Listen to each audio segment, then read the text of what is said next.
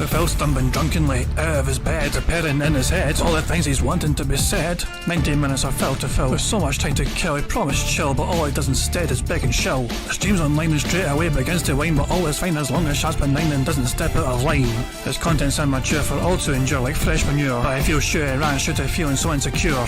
The money he earned on yesterday was withdrawn and long gone, as Phil's spending impulse is always set to stay on. If supports are also slow and stays so low and fails to grow, you never know, the show may turn into an easy bingo. Once kicked off across the board with charge to what because his code can be ignored, just how much DSP makes us feel so bored. To help us fight or sleep and try to keep alert to watch a creep who play bingo, but Phil will bitch and why his sheep are also cheap. While DSP is chasing green, we're seeing green across the screen as Phil's routine predictability rivals are slow machine. He's snorting, burping, leaning, ban. It matters not if battery fun, his shadows can't see if powers make him feel less of a man. Takes a drink and starts his like before launching into a bike, pretending they're for bills when truth is there to buy a wrestling JPEG. Talks about his shitty life of college cat and fatty wife and all his strife while forgetting that it's unwell and they were rife. With drama he will react, but isn't act that as a fact, as he rehearsed to be exact in how he felt he was attacked. Tissue's nearly over and awareness in sight, with what to white despite Phil to light that tips were not light.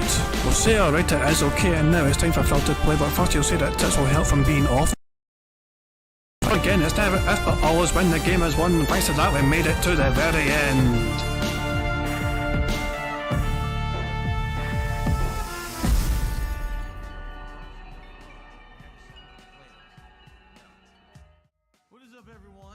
Hey guys, King Jad here, and welcome to DSP Bingo for what is today, Monday, the 10th of June, 2024. Kinda bizarre for Phil to be doing his react thing on a Monday, but lo and behold, it is what it is. He had no choice, nothing he could do. He just had to do that very special Xbox react thing that was super early yesterday. So early in fact that Phil now had to wake up early. He was up at the ungodly hour of 9 AM his time. So yeah, I said it in the fucking chat there as well.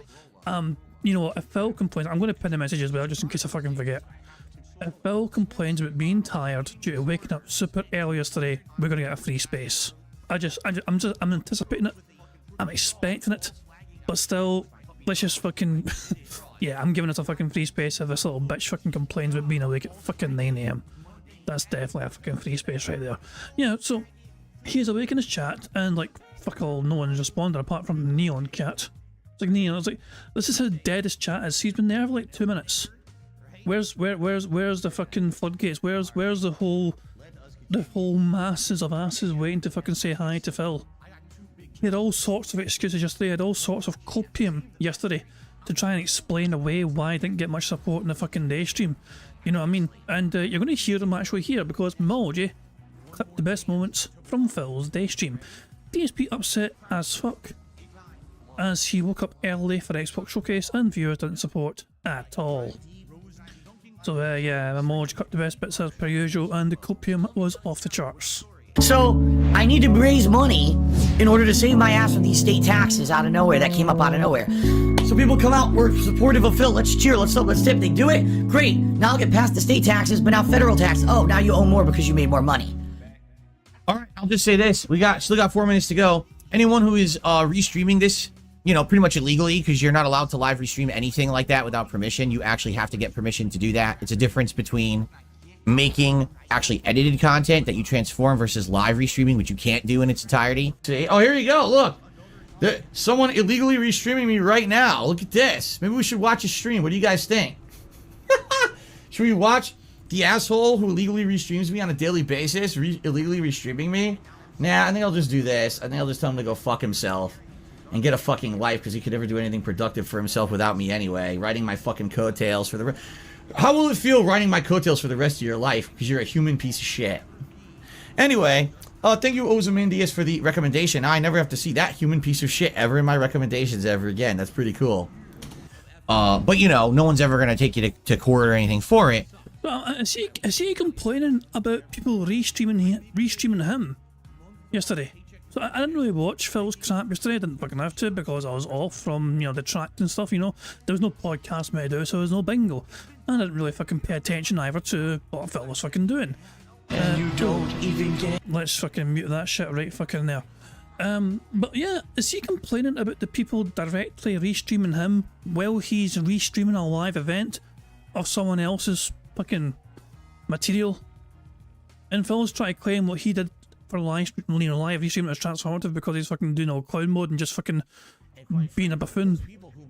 Like, so, I imagine then, going by Phil's logic, he only really has an issue with DSP Raw and, to an extent, Dark Days Mirror. Because those are actual restreams which don't pause Phil, which don't critique Phil, they don't analyse what he says. I guess people like myself and, you know, the Tractor Beam, Meerkat, Brandu, the Vega, and all that just, I guess they're perfectly fine because they literally pause all the time and they fucking analyse what Phil says and call him out for his bullshit or whatever, and they actually opinionate, they transform it. They turn it into a transformative fucking work. So I guess he's directly just calling out like fucking raw Phil or something. Get some fucking talent and react to this yourself.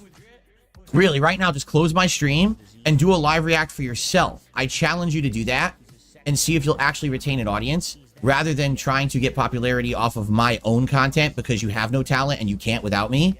But, you know, you won't do that. You're a bunch of bitches. So hold on.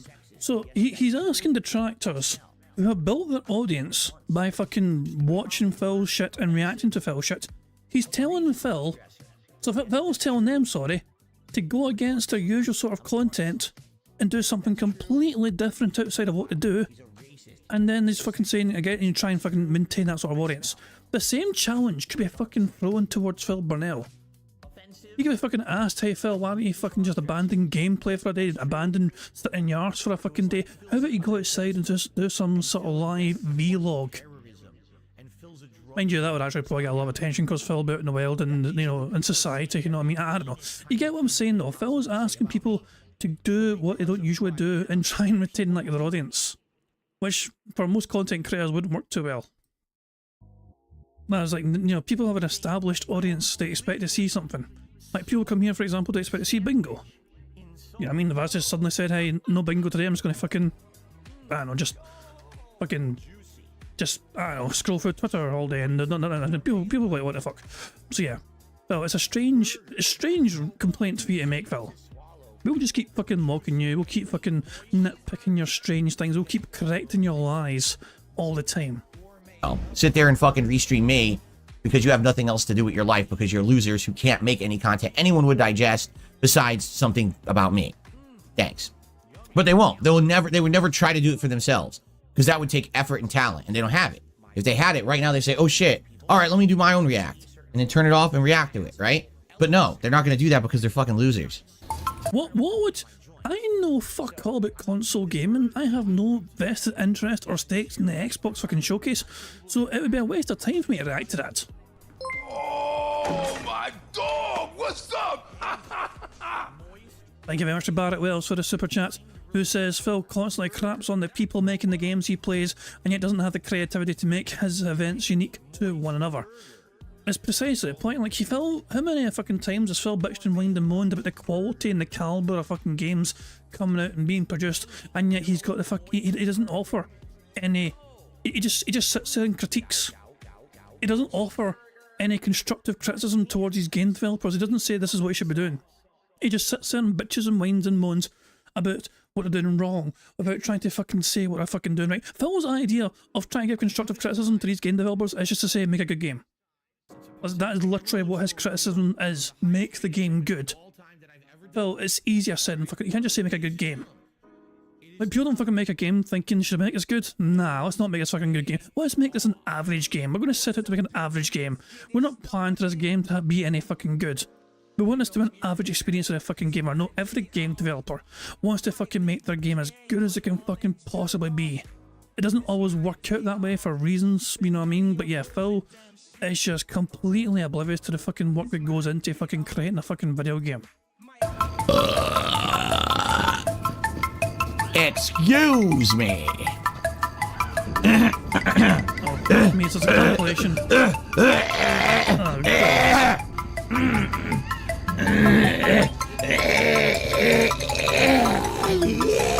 Jesus Christ. Production is decreased by 50. Excuse me. Man, my throat. I got a frog in my throat.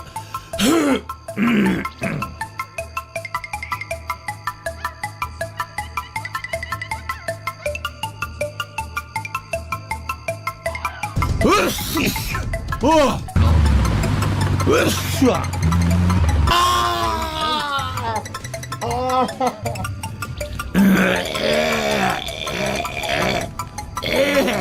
Excuse me.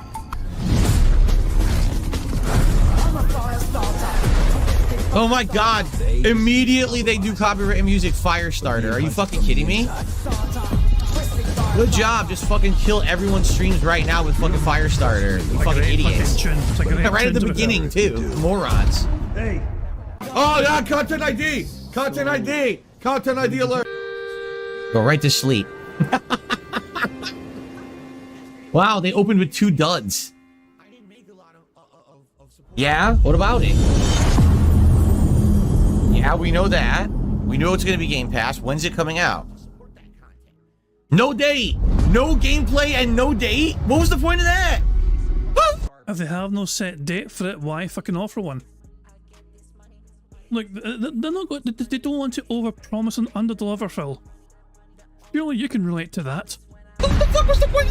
That was completely pointless. No gameplay and no date. So fuck you. What the fuck, man?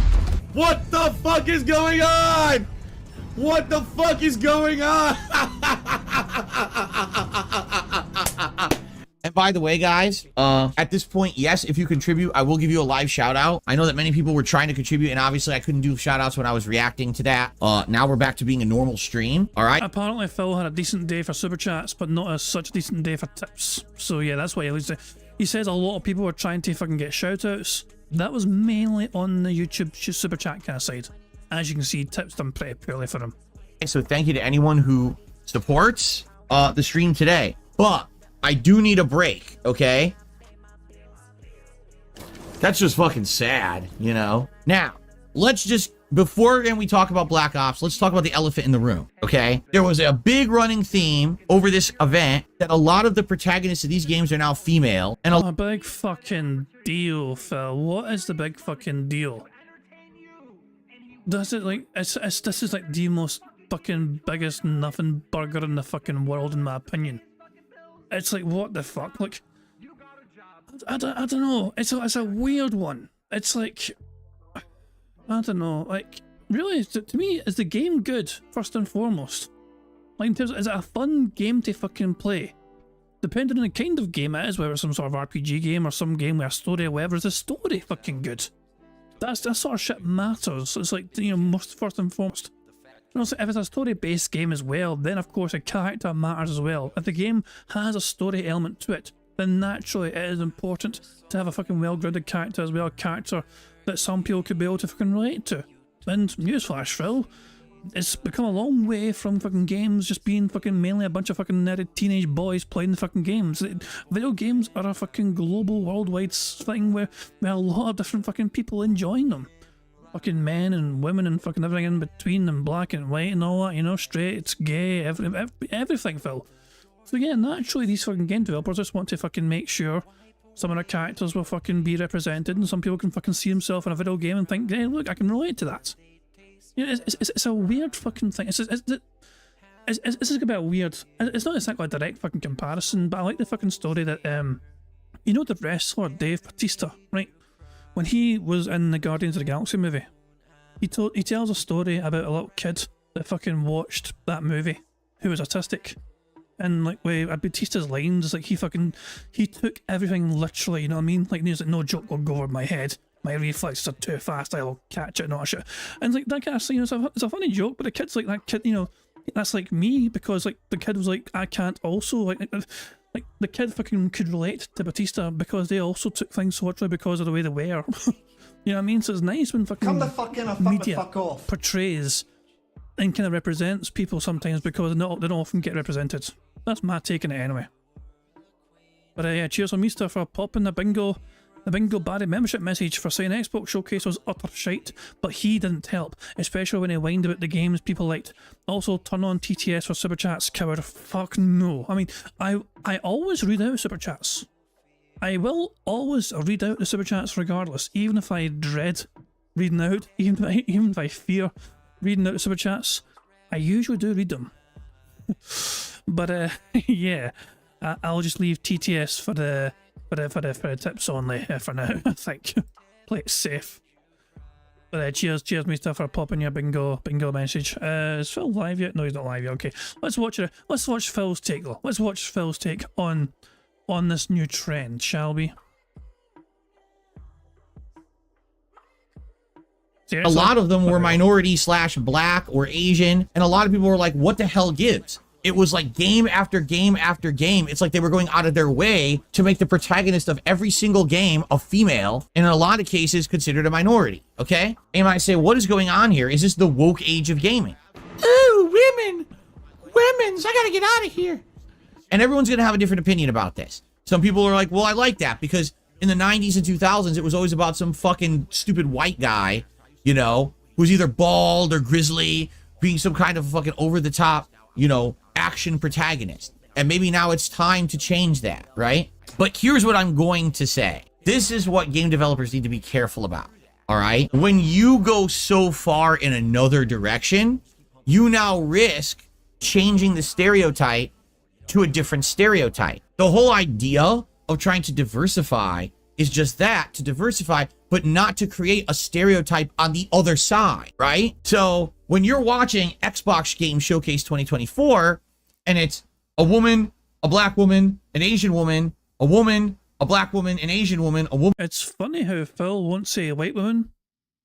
When Phil says woman, I guess by default when Phil says women, they're white. But then he has to fucking then specify, oh, the next one's a black woman, and the next one's an Asian woman. But when Phil just says women, I guess it just means white by default because he's white or something. I just kind of think it's weird that Phil won't say white woman. Woman, a black woman, an Asian woman. Wait a minute, what's going on? Right? I get it. Okay, maybe we want to push it to the other side a bit, but not every game.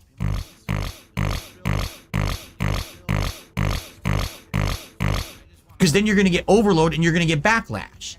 So they got to be careful because it seems like this is the actual thing. Oh, now if we're going to be in the in crowd, we have to have a game where the lead's a woman. Hopefully, you know, it's even like a situation where we push a minority woman, and now we can say that we're liberal or whatever. And, you know, now we've reached our, you know, what we're trying to do with games because we're tired of the white male protagonist, okay? Listen, I don't want a white male as the protagonist of every game. It's not true. No one believes you. You're an idiot.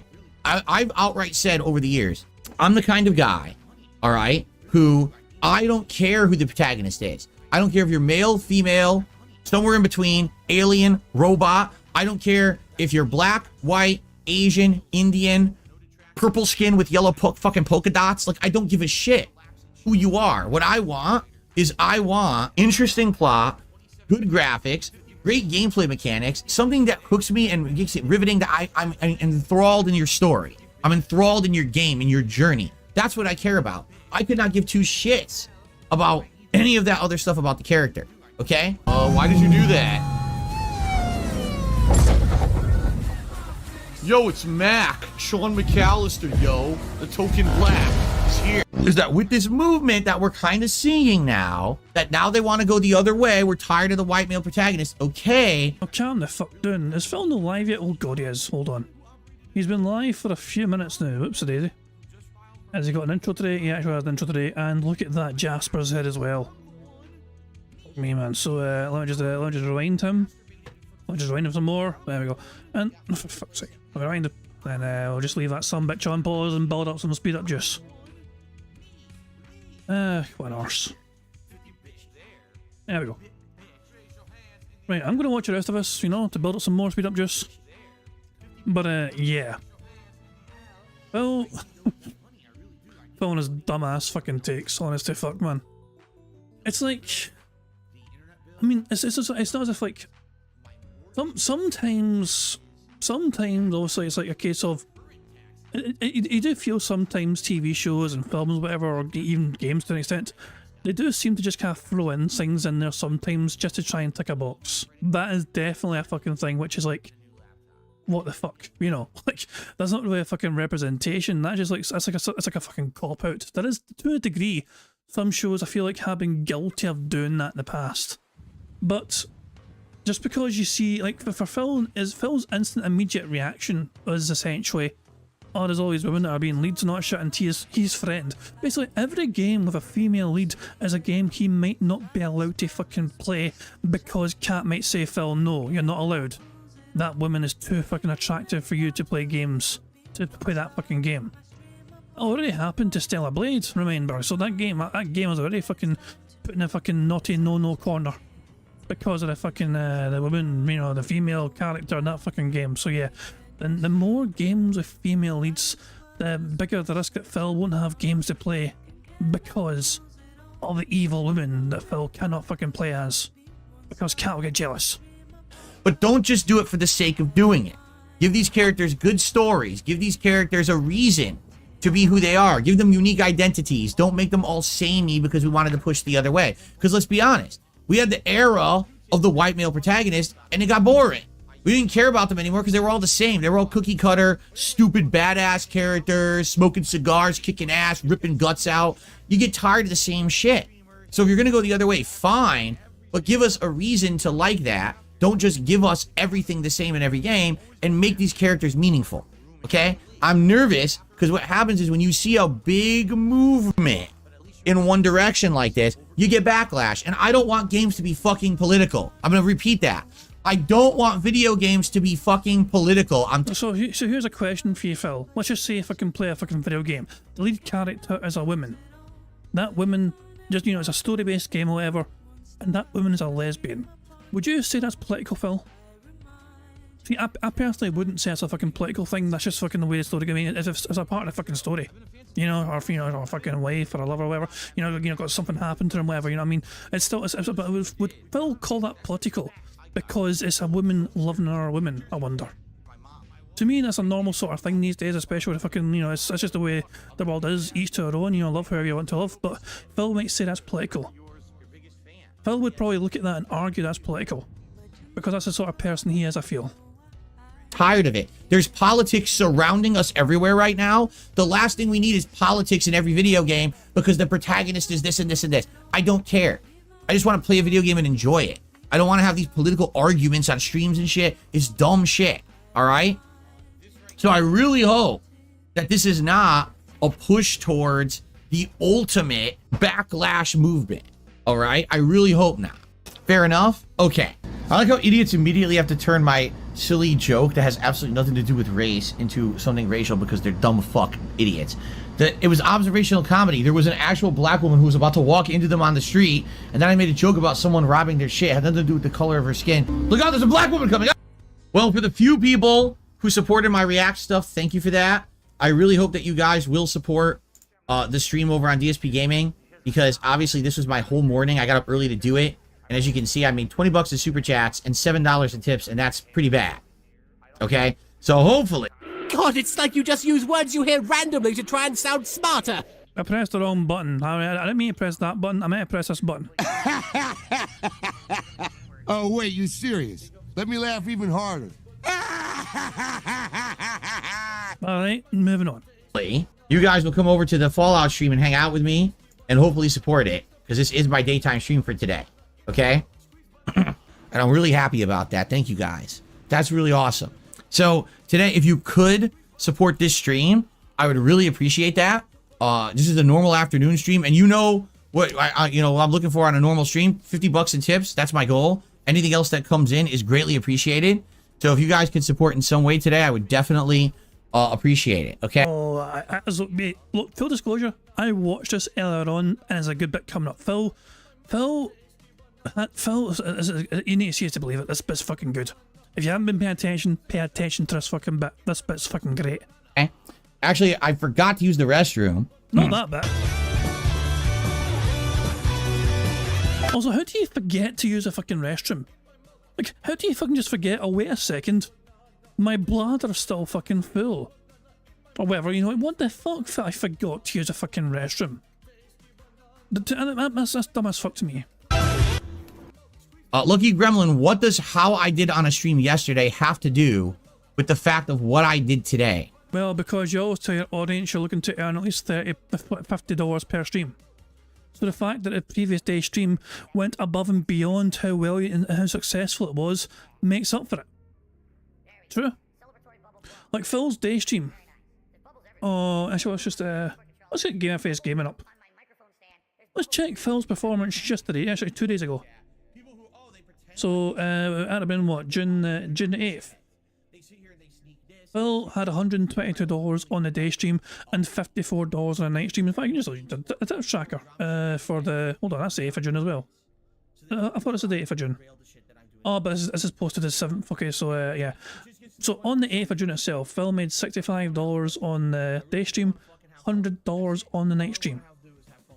So yeah, Phil's had 2 good days before that yesterday. You know, so the 8th and the 7th, Phil made combined $341. He is asking for $50 per stream, so $100 per day. He is up quite a bit of money based on what he asks his audience. So, when his audience ask him and bring up how much money, the Lucky Grim one, he's a member, and he's asking Phil, like he's hearing Phil say, I look for $50 every day, anything more is good. And Phil's again begging, you know, asking, even though he's had 2 good days, and Lucky Gremlin's been there to see these good days, Phil again is fucking, you know, spouting the same narrative, spouting the same spiel. And so Lucky Gremlin has called that out. The Dents are fucking recognising what Phil is saying, and they're trying to push back on Phil fucking saying this shit. So yeah, this bit was fucking great, and Phil's response was quite telling to me.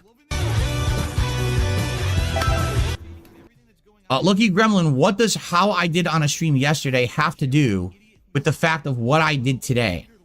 That's like saying, oh, but your business did so good yesterday, you don't ever have to do well ever again on any other day. You can just do shitty from now on. That has nothing to do with what they fucking said. Look, you got far, in the past couple of days in tips alone, you got far more than you requested from your audience. Your audience went above and beyond to fucking give you money. Because they gave you more than you asked for. So therefore, you can afford a slow day here and there. You're fucking really pushing hard. You fucking kept pushing this narrative hard. Guys, it's been a slow fucking day. Please support, please tip, however, because I've only got this and that so far. You should not be so fucking panicky immediately afterwards. This is the fucking next day. When you asked for $200 in 2 days and you got $340 instead. Like you're literally a whole day and a half's worth streams up in tips, and yet here you are. See, it's a simple question from your member, and you're twisting the fucking words, pretending like they fucking told you never to stop, you never to ask them again. No, that's not how business works, Lucky Gremlin. Maybe you'll figure that out. I don't know what else to say. That was something really dumb you just said in chat. Hey, money is money. One thing I think about, money is money. Lilica, no, you made a Hulk Hogan mobile game joke, so you're banned now because you're an idiot. You want to fucking perpetuate the tractor memes, you could do it outside of my streams, and you know better, and you did it on purpose because then you retracted your message as I was sitting down here. For some reason, you think I can't see retracted messages. Well, I can, so you can enjoy your fucking ban and get the fuck out. Dumbass. Okay. Here's Trips, could you please, like, not be a fucking idiot? Is the Hulk Hogan card any good? In WWE Supercard, is the Hulk Hogan card any good? A card that I got in WWE Supercard like 5 fucking years ago. What the fuck are you talking about? You want to talk about being idiotically derailing a stream has nothing to do with anything? Yeah, don't bring dumb shit up like that. How about that, stupid? Guys, just so you know, I'm streaming till 4 p.m., so we still have about another 45 minutes on the stream. Who cares? I think I might just write it out with this video and make a longer one. We're already 45 minutes in, maybe I'll do like an hour and a half video. Thanks to everyone chilling with me and talking. I'm enjoying. If you are enjoying, please support the stream. Earlier today, I hate to say it, the React streams that I did not do well at all for support. Which, you know, people asking me to do these React streams. And then, yeah, I ended up having a slow day, which is kind of ridiculous. I could have literally just done a normal day today and probably done better. Like, I know for a fact we have less people on stream now than we would have normally for Fallout 4 because no one knew I was doing it, including me. So, it kind of sucks that I do this. I go out of my way to do it. And, you know, end up having a fucking slow day. So, the copium. The beautiful, delicious copium. Oh, people didn't know I was playing Fallout fucking 4 today after the Act stuff, so nobody turned up. It's a attended stream of Fallout 4. Because nobody was aware of us. This is the same guy that changed the schedule with less than 24 hours notice because of the Alan Wake DLC. So, if you like the Fallout stuff, please support today's stream in the next 45 minutes or so. There are many ways you could do that, whether it be a super chat, Nope. membership, a gift Nope. membership, or a tip. Nope. My goal is to hit 50 bucks in tips every stream. We're at 37, so it would be nice if we could at least hit the tier 1 tips goal. I could say, well, at least the Fallout stream was a success today. Okay? What the fuck? Oh, hi. Stop begging and get a job. All right, thanks. Yeah, I don't know what to tell you. Like, someone just said, I wonder why the Game Fest or React got some support and today didn't. Yeah, I don't know. Again, I just don't know what to say. It's weird. It's like conflicting messages. Everyone says we want the Reacts. People supported the Summer Game Fest React. People literally, it was like nothing at all for Xbox. I don't know. I have no idea. What happened? I don't fucking know. How the fuck would I know? Fuck me. So that was Memology's video covering Phil's day stream from yesterday. Didn't go so great for him, as you can imagine, and there's the link to, if people are curious as to what to watch it, there's a fucking link to it there. If we're sticking to GamerFace's page here, Phil's stream yesterday, he eventually got $73 from the React stuff and Fallout 4 combined. $73 was his final tally, so he achieved his goal for that whole entire day stream. He managed to get over 50 buckaroos. Wow, Phil. So there we go. The night stream got $50 exactly. 32 of those dollars are from one person at one time. This is Phil basically monetizing his friends again. The throwback stream. Where Phil's moving about in the fucking Connect.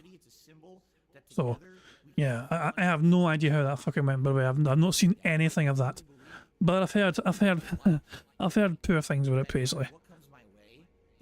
Fuck me, man. Anyway, let's focus on bingo, shall we? Can somebody please give me a bingo number so we can get a bingo card picked? The first number in chat I see will be what I use for today's bingo. Sam DeMarco was the first number in chat who said 118 118. So I'm not even sure if that's a thing still. Isn't that the phone directory fucking advertisement fucking people? The UK thing, 118 118. But shit, man. Ah, bloody hell. Been a long time since I heard that fucking number. There we go. 118 118. So we'll give it a little bit of time, taking a cycle through all the things, you know, and there we go. So thank you to Sam DeMarco for helping me pick today's bingo card, and it looks as follows. We need Phil to say and do Q&A. There you go. Him bumping the microphone, him saying it is what it is, and him leaning into the microphone to have a creepy whisper. The second row is Phil saying idiot, him touching his ear. Him saying on demand, his voice cracking, and him butchering a word. The third row is Phil saying I would argue. Him giving a good old prayer hands. Him snorting. Him saying nonsense. And him saying basically. The fourth row is Phil saying something style, like, you know, gaming style, RPG style, you know, burger style, whatever.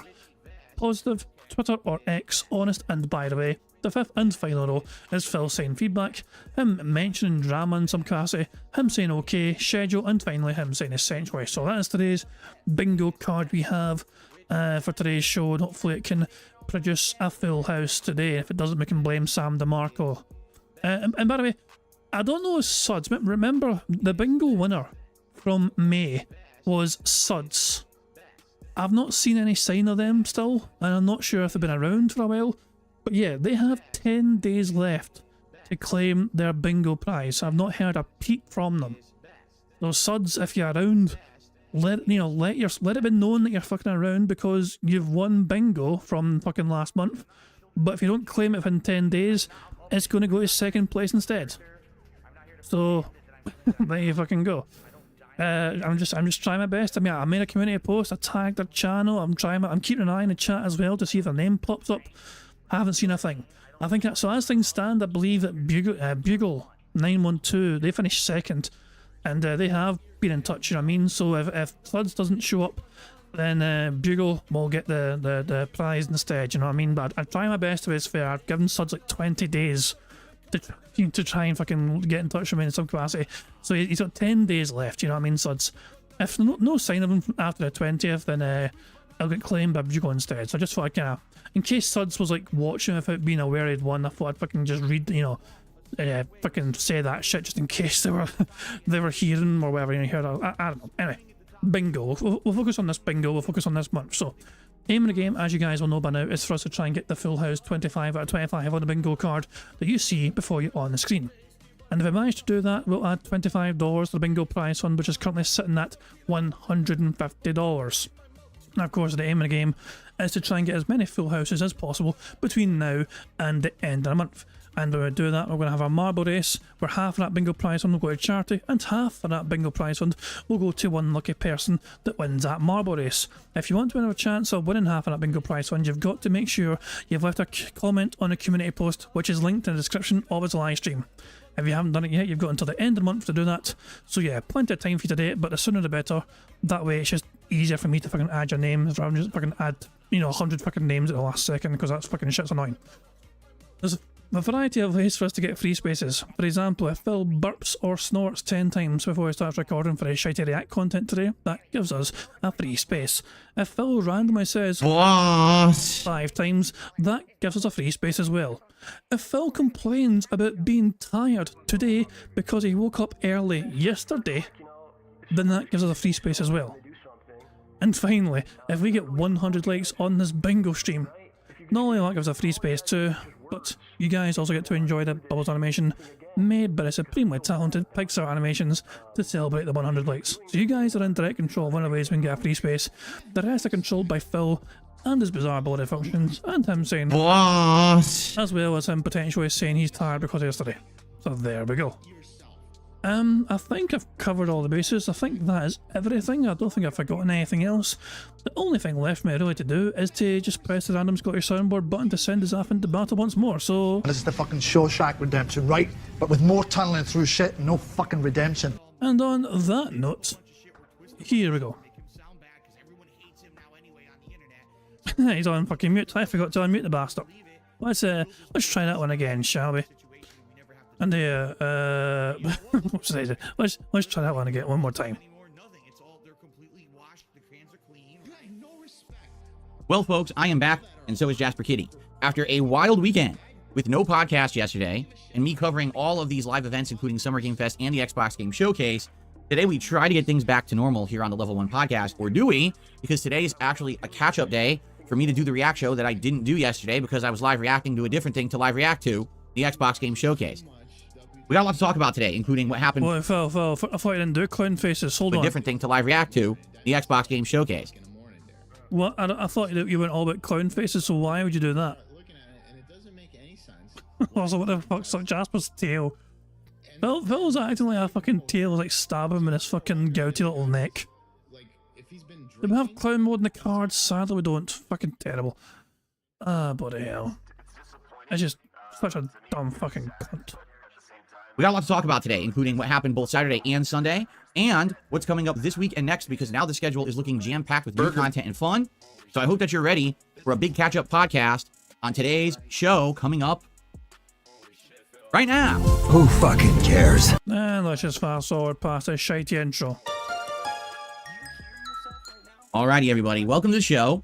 It is Monday, the 10th of June, 2024. DSP. This is the Level 1 podcast. And for those who weren't here yesterday, well, no one was because there was no podcast yesterday. I was up bright and early reacting to the Xbox Game Showcase, which is why we skipped a day, essentially, with the podcast. And for a lot of people, that's weird. They're like, but you're here 6 days a week straight. To not have the podcast for a day is a weird break. I know. So he mentioned being up bright and early, but he hasn't said he's tired because of it, so it's not a free space yet. Today we got to play catch up, okay? So, FYI, before we get to catching up, today's schedule is a weird one. We're going to be doing the show here like we usually do, and then, as soon as the show ends, we're all going to head over to DSP React for my weekly clip show, DSP versus the Internet. Now, I'm well aware it's Monday, not Sunday when I would normally do that, but that's because we didn't do it yesterday, okay? Tonight, we have a special stream at 6:45 p.m. Pacific time. I'm going to be doing a lobby with Brian, a.k.a. Top Tier Rated from over on Twitch. Yes, this is the same person who I played a couple weeks ago in a Brian's fucking doing this after all. That was fucking short notice. Private lobby in Street Fighter 6, and it went really well. So we're doing it again, this time around, attempting to get my microphone to work, and we'll do voice communication during the special challenge event. He can't stay for the entire stream, but he's going to stay for a while, and then after that, if we have extra time, I'll probably just do some random online play. So, today is definitely a weird day. It's not standard gameplay or anything that you would expect on a normal Monday, but after today, we will get back into the swing of things with normal gameplay. Of course, we have new stuff coming up. We literally have new games coming up next week, and the week after, and the week after. We're going to basically hit like non-stop new stuff coming after this weekend. So, it's been very busy, right? Has it not? I have like content all over the place right now. I've got new content on this channel. I got content on the React channel that normally wouldn't be there. I've got content on the Throwback channel. What I'd like to do is in the last 2 days, get you all caught up on what exactly has been going on, okay? First off, on Friday, I did a live react to the Summer Game Fest, but had some issues getting the videos live on the DSP Reacts channel. The good news is those issues are cleared up. Any copyright things have basically been like resolved. There was a Who fucking cares? I'm going 1.5 because this little pig is boring me fucking senseless. couple different things that ended up getting claimed over the weekend. So basically, I had to mute them. If I didn't mute them, the video got blocked. And I was like, well, that sucks. Why the hell are they using music? Fucking bitch. Paradox. Didn't you do this last time? Hold on, Paradox. Hold on, Paradox. Paradox gave me a super chat, which rings a bell for me. This has a this looks familiar to me, and I think that when because they gave me a super chat before, like I think a couple of weeks ago or a few weeks ago, which basically said the same thing. Yeah, I can't mind it, but yeah, I'm pretty sure Paradox gave a similar super chat a while back, saying this exact same thing, and I'm curious why. I'm half tempted not to read out, but then I'd be like mean and go against my word because I always read out super chats. Thank you, Paradox, for the super chat. Who says, Graham's pizza, pasta, fish and chips, kebabs and burgers. I wish I fucking knew why you want to make me say that, you know? I wish I had an explanation for that, but fuck me, I got no idea. Confused as all hell. Oh Christ, man! But cheers for the super chat. But I'm so fucking confused. But thank you very much, Paradox. That gets blocked. It was really dumb. So I had to mute a few very short segments of Summer Game Fest. I think they were like a minute each, so not a huge deal out of a 2-hour show. You can watch that right now. You can watch both the raw live reactions when the event was going on, and you can also watch my recap reactions that I did after the fact, where I summarized the show into like 40 minutes and also gave you all my opinions on everything that happened during it. Okay, now. On Saturday, it was a weird day. Why? Because we ended up changing the schedule based on Summer Game Fest. At Summer Game Fest, they announced a surprise drop of the first DLC for Alan Wake 2. If you had purchased the expansion pass for Alan Wake 2, which oddly enough had cost $20 at launch, but now that the DLCs are starting to drop, it only costed $16. So if you bought it early when the content wasn't available, it was more expensive. If you buy it now when the content is available, it's cheaper. If anything, this is just concrete evidence. Do not buy these season passes, expansion passes, and everything early. You're literally hurting yourself. You would have robbed yourself of $4 if you bought it when the game released in November. There's no reason to buy it that early. There was nothing out to use it for, you see? Anyway, so on the first stream on Saturday, okay, we streamed the Night Springs DLC in Alan Wake 2. What it was 3 completely different episodes starring 3 of the side characters of the Alan Wake universe. There was the waitress from the diner that Alan Wake frequents. There was the sheriff of the town who was lost in the dark place for the entirety of the game. And then there was a new character, Jessie, who actually is the main protagonist of the other series that this game developer Remedy makes Control, showing how she ties into the plot. Now, the weird thing about this is, they had pushed this DLC saying, oh, this is a bunch of what-if scenarios. They're not canon, but they're kind of like wacky stories. Well, they were, but the thing was, if you played through them, you realize they're not like unrelated what-if scenarios. They're directly related. Oh my dog! What's up? Thank you very much to Paradox, who has explained. He's explained why that first super chat was what it was. He says, Google it on the side and listen to the video. Iconic Scottish chant by some drunk lads in a chippy called Graham's. I'm going to fucking see this. I'm going to fucking check this shit now. 2 seconds. 2 fucking seconds. I'm gonna fucking Graham's chippy chant. I don't know. Will that work? I don't know. How the fuck would I find this? I don't even know how I'd find this. Drunk lads in a chippy called Graham's.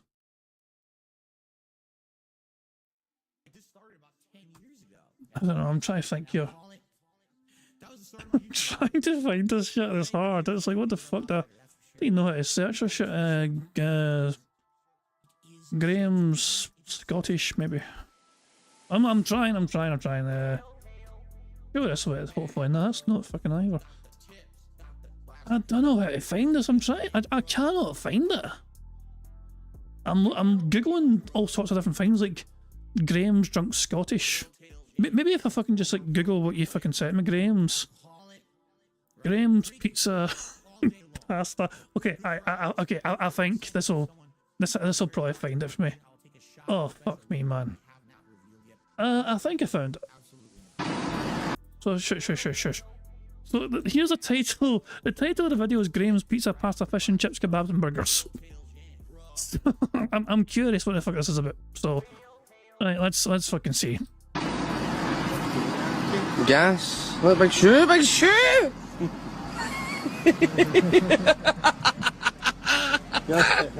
Oh, Graham's pizza, pasta, fish and chips, kebabs and burgers. Graham's pizza, pasta, fish and chips, kebabs and burgers. Graham's pizza, pasta, fish and chips, kebabs and burgers. Graham's pizza, pasta, fish and chips, kebabs and burgers. I understand the reference now. And yeah, it's the kind of thing that the Scots would do, you know what I mean? To be fair, it was set up perfectly, you know? It was in a good row there, you know what I mean? The words are there, they're ready to fucking build it out. My fucking phone, that cost me 500 fucking quid!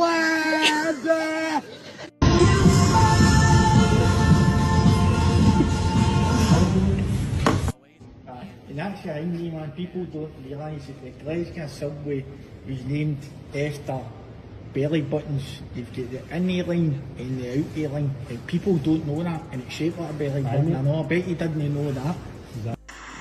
Yeah, you won't answer, will you? Because you know what you've done wrong. Those boys asked me yesterday when I went to Tesco's to buy them pancakes for their bloomin' breakfast today. And what have you done? You've eaten 5 pancakes to yourself. You're a greedy, selfish boy. You bring me back a packet of pancakes for these boys tonight. I'm furious, Jack. That's just the height of greed to eat 5 pancakes. Do you think I just bought them all for you? You're a selfish git. Oh, I had to watch the rest of the fucking video. It's all there. But yeah, so I had not seen that video before of the chat. I'd not seen that before, but now I have, and I'm glad I have. Oh, Graham's pizza, pasta, fish and chips, kebabs and burgers. Graham's pizza, pasta, fish and chips, kebabs and burgers. It's a good song. Yeah, that shit to number 1. So cheers, Paradox, for explaining the origin of that. I appreciate it. Let's get back to the bingo. Because I'm sure I was like I think it was a few weeks ago. He gave the exact same super chat, and I had no idea what it meant. I was like, all right, thanks. But yeah, there we go. Cheers, Paradox, for that. In fact, the third DLC story completely explains the story of Mr. Door, one of the major antagonist characters of Alan Wake 2. So if you don't play this DLC, you're really missing out on actual critical plot elements of Alan Wake universe. I really liked it. I thought it was a great time. Really, it was. It really was a great time. It was good variety and fun. And it broke stuff up, which was nice. I told you guys that at these events, sometimes we get surprise drops, right? And this was definitely one of them. So it was awesome. I went ahead and played through it, and we got it done in one stream because each episode is roughly about an hour long. And you can watch those episodes right now on this channel if you're interested. I really liked it. Now, there's another DLC for Alan Wake 2 later in the year called The Lake House. That's supposed to be more like a mainline DLC tied directly to the plot of the game. I'm looking forward to that as well, but there's no current information on that as it stands, all right? So now here's the thing. Because I played the Night Springs DLC as the day stream on Saturday, this had changed my schedule around. Originally, it was supposed to be Pro Country on the first stream on Saturday, but we ended up scrapping those plans. So I said, you know what? Let's change the schedule around and let's make Crow Country the late stream instead. And so we did. Let me tell you, the Crow Country stream on Saturday night, wow, we had a lot of fun. Not only did we make major advancements in the plot, but I went around getting all of the secrets of the game because I had actually found a secret map that shows all the secrets of the game on the map and lets you go around and try to discover them. So I think I did like 14 out of the 15 secrets. I think there's one that I can't do. So because of that, we made giant progress. I found the shotgun. I found the flamethrower. I found the magnum. I had upgrades to all 3 of those weapons plus the handgun. We got increased capacity for ammo on certain guns. We got speed. You can now run fast. I put on running shoes so I can run super fast now, and increased potency of medkits. So literally we got like 10 upgrades that were humongous. And it was super fun doing that. Some of the puzzles were actually quite challenging. Others were much more easy. But we had a great time, great interactive stream, lots of engagement. And I'll tell you, the people who are watching on demand are continuing to really enjoy Crow Country, and I'm happy for that. I'm happy that many of you are sticking around to watch this indie game that looks old but plays well. Okay? So thank you for that. And, we're going to continue that this week. In fact, I'll talk about it in a moment when we get to the schedule. So that was Saturday, all right? Why am I talking about that on Monday? Because we didn't get to talk about it because I didn't do a podcast yesterday, all right? So why didn't I do the podcast yesterday? Because it was the Xbox and Call of Duty Black Ops 6 game showcase. Here's all my notes from that event, okay? Oh my god, it's pathetic. It's like a fucking little boy showing his homework to the fucking teacher. Yesterday because it was the Xbox and Call of Duty Black... So let me see. Let me see. Let's actually go fucking full screen for a shit. What sort of shit has he wrote down here? Look at how fucking bad his handwriting is. Like, will I hold it still for a second? So what the shit sort of fucking writing is this? Top 6 game show Okay, so here's all my notes from that event. So Black Ops, so you can read at the top of that Black Ops. Then he wrote Phil Spencer. The second, so his notes include, like, in talking about the game, the second row says the words Phil Spencer. What, as in, oh, Phil Spencer done a presentation, so I better write his fucking name. In case I fucking forget his name. Starfield Doom. Oh, so I can see there, Dragon Age, fucking 4 looks like there. Doom, the Dead Age or Dead Army, or something like, you know, God, or whatever. I'm trying to read this fucking shitey writing, but it's just so awful, the fucking writing. I don't know, I tell you what, I'm just impressed. I am just super impressed with Phil Burnell and how far he's come, because he now fucking has the strength in his noodle ass arm to hold up an A4 bit of paper with a lot of fucking writing on it. That's going to weigh that paper down even more because there is ink on that. Well, not ink, is it a pencil then or a pen? It might be a pen, so that might be ink weighing that paper as well. But he's able to pick it up with no problems. Yeah, Phil Burnell clearly been making some gains lately and fucking lifting up that A4 paper. Don't know why he fucking has to write everything down. It's so bizarre to me. Okay, so actually 2 sides for notes of that event. And Oh, are you impressed yet, guys? Are you impressed? Double-sided. Wow.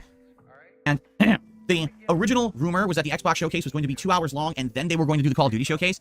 That was not correct. Actually, the Xbox showcase was only a little over an hour long, and then it took them maybe roughly about 25 minutes to talk about Black Ops. So basically, it ended up being just over like an hour and a half long, this raw react. So I did a live react to that over on the DSP Reacts channel, which we just talking right over as it's happening live. And then I ended up doing a recap reactions again, just like I had done for Summer Game Fest, where I summarized that event and gave my opinions on the things in it. I will say this, I was very pleased with the stream, and here's why. Not my stream, but the Xbox stream. They utilized full 4K resolution and 60 frames per second. Summer Game Fest claimed they were going to do that, and didn't. It never hit 4K resolution, and it was always like 20 to 30 frames. They kind of flubbed it. I don't know why they claimed it was going to be such a great quality, and it wasn't. The Xbox stream looked great. A lot of the games were actually running around 60 frames and made them look quite good, and I was pleased with that, because it feels more representative of what these games are going to be when they actually come out. Now, in regards to some of the stuff that happened at the Xbox event, I could sit here and talk in detail about the whole thing, but the thing is I already did that in my recap reactions, did I not? So I don't see the reason to go through the entirety of the event again, but what I would like to do is take a look at the game release dates that were discussed and revealed in this event, and I would actually like to add some of these games to my game release schedule, so now I will have a big look at everything going on between now and the end of the year when it comes to games and the release dates, okay? So, right now we already know Call of Duty is coming out on October 25th, so I'm going to do that. It's Call of Duty. Who fucking cares? This is going to suck. Black Ops 6, October 25th. And if you are a Game Pass Ultimate subscriber, as I am, you get access to the beta. So I will have access to the beta whenever it comes out. Probably, I would think, late summer, early fall. And yeah, I'll check it out. Here's why. I'm going to be able to play this game at either 4K resolution, 60 frames per second, or 1080p, 120 frames if the game runs at that. We don't know if it does, but I have the capability to run it at 120 hertz, 120 frames on my TV and my setup with VRR. So I'm curious how it will actually perform on the Xbox Series X. I'm very excited because it might be the best looking FPS I've ever played, and maybe I'll actually get really great response time and everything because of my setup now. Okay. Nope. So looking through all of these release dates. All right. Let's see here. Dragon Age 4 is coming out fall 2024. We just don't know the time or the date yet. And we're supposed to have an event tomorrow where they're going to reveal gameplay and things like that. So maybe we'll have more information about that tomorrow. Let's see here. Basically what I'm doing is I'm trying to find the games that I was definitively interested in and that have dates. Maybe Age of Mythology Retold because it is Game Pass and I might just want to give it a shot. Burger. So that is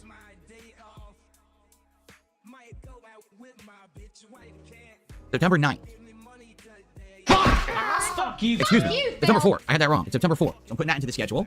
Age of Mythology is an RTS game, similar to, say, like Civilization or Age of Empires, but there's gods involved and monsters and stuff, which is kind of neat. And apparently it was a very popular PC game back in the day, so now they are re-releasing it as a modern game. So that's kind of cool. I might check that out.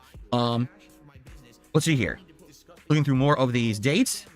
Microsoft Flight Simulator 2024. Man, I'm excited for that. 3 years ago, in 2021, we played Flight Simulator on the Xbox Series X over the course of the summer. It was very fun and relaxing to just fly around these world locations. And when I did that, typically people would come by and tell me little factoids and things about those locations. In fact, some of the places we flew, like over Great Britain and stuff like that, were places where people actually lived in my chat. And they would tell us about the landmarks and things that we were seeing. It was super duper relaxing and fun. So I'm actually very excited for the new Flight Simulator, which, by the way, looked great. Like, the graphics looked super duper good. And that was one of the criticisms of the last Flight Sim, is that it looked detailed, didn't look very good. This one might be a lot better. So, Microsoft Flight Sim 2024. That is on, let's see here, November 19th. And it's funny because some people were saying to me during the event, Bill, why are you taking physical notes? Why aren't you using your phone and just typing in there? I have fat thumbs. My thumbs are chubby, and when I try to type anything on this phone, I always fat thumb it, and I always get the wrong thing. No lie. Oh my god. Sometimes the detractor memes just make themselves. Explain again, Phil, please. November 19th. And it's funny because some people were saying to me during the event, Phil, why are you taking physical notes? Why aren't you using your phone and just typing in there? I have fat thumbs. My thumbs are chubby, and when I try to type anything on this phone, I always... I'm sorry for interrupting again, but I feel this is prime thumbnail material. Phone and just typing in there. I have fat thumbs. Phil holding up his actual fucking thumbs. Stare at the camera again, you wee dick. My thumbs are... Damn it, he stares away the whole damn time, that's annoying. Physical notes. Why aren't you using your phone and just typing in there? I have fat thumbs. So if we can... we see starts looking there, so... That might work. That might work with that. Yeah, there we go. I want to kind of look at the camera as well. That's the fucking, like, what I'm looking for here. But his hands are a bit blurry because he's, like, still moving his fucking thumbs, you know what I'm saying? That's the best he'll get it, you know. It's one of those things where it's like, I can have that, which is good. But, or he can have his hands still, but he's looking away to kind of look at himself in the fucking monitor. Like some little weirdo. King. Physical notes. Why aren't you using your phone and just typing in there? I have fat thumbs. Yeah, fat thumb prick. Let me just rewind it and get you looking at the camera. There you go. Well, that'll have to do. That'll have to fucking do. Mr. Fat Thumb Prick. Right, hold on. There we go. Go there and get the website going here. We go there. We go here. We go here. And it actually worked it quite well. Actually worked it not bad at all. So let me just eat that to my members in the Discord, and they can have all sorts of fun with that. Good stuff indeed. And Barrett Wells brings up a good fucking point. Wouldn't those fat thumbs be responsible for some of the incorrect inputs in games? You'd think so, wouldn't you? You would think so. But apparently not. Not according to Phil Burnell. Only responsible for when he's trying to fucking use his phone. Never when he's playing games. Funny that. My thumbs are chubby, and when I try to type anything on this phone, I always fat thumb it, and I always get the wrong thing. No lie, just typing MS Flight Sim 2024 November 19th, I had 2 typos that I had to erase and go back. Imagine me trying to type anything during the live event, and it goes to the next thing, oh shit, I didn't finish, and you know, that's why I have to write on paper. Yeah, I wish I had smaller fingers, but nope. Okay. Let's see here. Life is Strange, Double Exposure. The direct sequel to the original Life is Strange game. Yes, that's right. It's not Life is Strange 2 is the sequel. It actually wasn't. This actually is. Okay. October 29th. So I'm going to put that down because it actually stars the main character of Life is Strange 1, Max Caulfield. She still has her powers. And she's basically trying to change time to save her friend's life from, you know, she's murdered. She's trying to go back in time to save her friend. Which is kind of interesting. So, got that. Let's see here. Avowed is coming out this year, but no date, which is very frustrating because everyone wants to know when it's coming out. We don't know. I think I already have Assassin's Creed Shadows on here. No, I don't. Okay, Assassin's Creed Shadows is November 15th.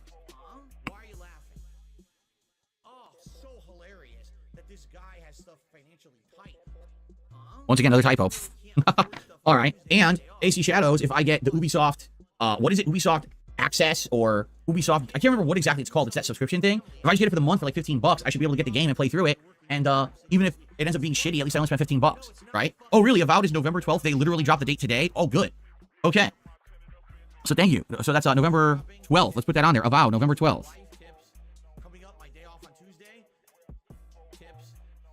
Thank you for that. Good, everyone. Good. So I'm playing that one. We've got to Stalker 2 I think I already have on here. It's September 5th. Yep, I have Stalker 2 on there. All right, and that's really it for dates. So now, just to go through the newly updated game release schedule for the year, which might update again because once we get dates for things like Dragon Age and stuff like that, there'll be more. Still Wakes the Deep on June 18th. That is 1 day from tomorrow. Or excuse me, 1 week from tomorrow. Yes, I'm checking that out. The Elden Ring DLC, Shadows of the Erdtree on June 21st. And Street Fighter 6's next update, M. Bison, comes out June 26th. Those are the guaranteed things I'm doing. Some maybes are the new Super Monkey Ball Banana Rumble game on the 25th and Luigi's Mansion 2 HD Remake on the 27th. Not sure if I'm doing those, though. July is literally empty. It's literally, there's nothing really major at all going on in July. All we've got is the Nintendo World Championships on July 18th and that Kunitsugami game on July 19th, which actually is a Game Pass game, but no one even knows what the game is. We saw, you know, gameplay of it at Summer Game Fest, and it didn't look anything like what it previously looked like. Like, previously looked like an action game. Now it doesn't look like an action game anymore. Everyone's like, what the hell is it? Is it a sim game? Like, no one knows, including me. I'm confused too. I can't make heads or tails of what the game is supposed to be. I guess I should look online and see if I can figure it out. They probably have more information there. But that's it. That's literally it for July. Yeah, so it's looking like for the month of July. All right. We're going to have an open month where I'm going to basically play catch up on stuff. I'm likely going to play through and finish this DLC in Elden Ring. Probably going to play a lot of Street Fighter 6 with Bison and maybe other characters. Probably going to continue with Fallout. Also, you know, you should look up things online, Phil. The amount of times you fucking run your fucking mouth on your shitty fucking show, pretending to fucking spout off news when you have no fucking clue what you're fucking talking about, and you have to rely on your fucking audience to fucking tell you the fucking facts of the situation, which couldn't easily be found by you by Googling. We've lost count of it. We don't expect you to fucking look things up online. It is actually expected of you to be a lazy fucking bastard and do zero fucking research whatsoever fucking ever for your shitty fucking segments relating to fucking news or whatever. So maybe you should start fucking searching this shit more often. Out 4, but then we're going to figure out what else we want to do, right? And we might have time to maybe go back and resume some playthroughs that have been on hold. We may have a chance to play some games that I've missed. There's going to be a lot of opportunity for variety in July. Who fucking cares? For us this year. All right, maybe we'll do classic playthrough because some people are like, every summer you do a classic playthrough. 2 years ago, you did, what was it, Earthbound, I think? And I also did another one too. I did like 2 classic playthroughs 2 summers ago. And then last year I did Chrono Trigger. Maybe this year I do another one like that. I don't know. We'll have to see. Keep in mind, I can play stuff on my mini PC now. It gives me more variety and more options, right? Nope. So then in August, we have Black Myth Wukong on August 20th, Concord on August 23rd, although I really doubt I'm getting Concord. Star Wars Outlaws on August 30th. Outside of that, again, it's a pretty darn dead month, okay? So unless we get more release dates and shocking information in the next couple of days, it's really looking like the summer of July and first half of August are pretty empty. So we will have options. We'll have to talk about it and determine what it is we want to do for that time period. I'll definitely be open to suggestion, what you guys want. I'm sure we'll figure something out. There's more than enough to do. In fact, people have been clamoring for me to play various games over the course of this year that I never got to. So I'm sure we'll have different people, different opinions, you know, vying for position, play this, play that, do this, do that. You know what I'm saying? We'll have to find out. So there you go. Oh, Jasper's now sitting on my lap. Burger? You're sitting. How about you finish a fucking games you never fucking finished before? Like Final Fantasy 7, like Rebirth or whatever, and how about fucking Sea of Stars? There's a variety of games. Dragon's Dogma 2, he just bailed on his fucking games. You started playing them and you stopped fucking playing them. Just finish the games that you started, Phil. Okay, then. Who fucking cares? September is when things start to heat up. Quidditch Champions comes out September 3rd. Age of Mythology Remake September 4th. Stalker 2 September 5th. The Astrobot full-length video game September 6th. Warhammer 40k Space Marine 2 September 9th. So within the first week of September, there's 5 different games. Obviously, I can't play 5 games in 1 week. So likely what we'll do is pick and choose the ones I want to play first. Some might go on hold, some might come back later, and that's what we'll do. October now is loaded. We've got Silent Hill 2 Remake October 8th, Metaphor October 11th, Dragon Ball Z Sparking Zero October 11th, Sonic X Shadow Generations October 25th, Call of Duty Black Ops 6 on October 25th, Life is Strange Double Exposure on October 29th. And that's all we know of for now. And then November, we've got Avowed on November 12th, AC Shadows on November 15th, and Microsoft Flight Sim 2024 on November 19th. So we are stacking up the fall nicely with all of these different game releases, right? I mean, that's a good lineup right now, and there's going to be even more, okay? Jex Gaming just said the beta date for Black Ops 6 is rumored to be August 29th to September 3rd. Makes sense. Like I said, did I not just say late summer, early fall is what I thought? And there you go. Oops, there goes my sheet with all the notes for Xbox right on the floor. So, there you go. A lot of games, and there's more coming. Like I said, we don't have a date for Dragon Age. We don't have a date for a few games that kept saying fall. So, we shall see once we get more information on these games. And there's even more that I didn't put down there, too, that I may be interested in at some point. Right, Jasper? What game are you looking forward to the most? Shut up, bitch! Jasper's sad. He was telling me the other day, he's very, very upset because there's no Stray 2.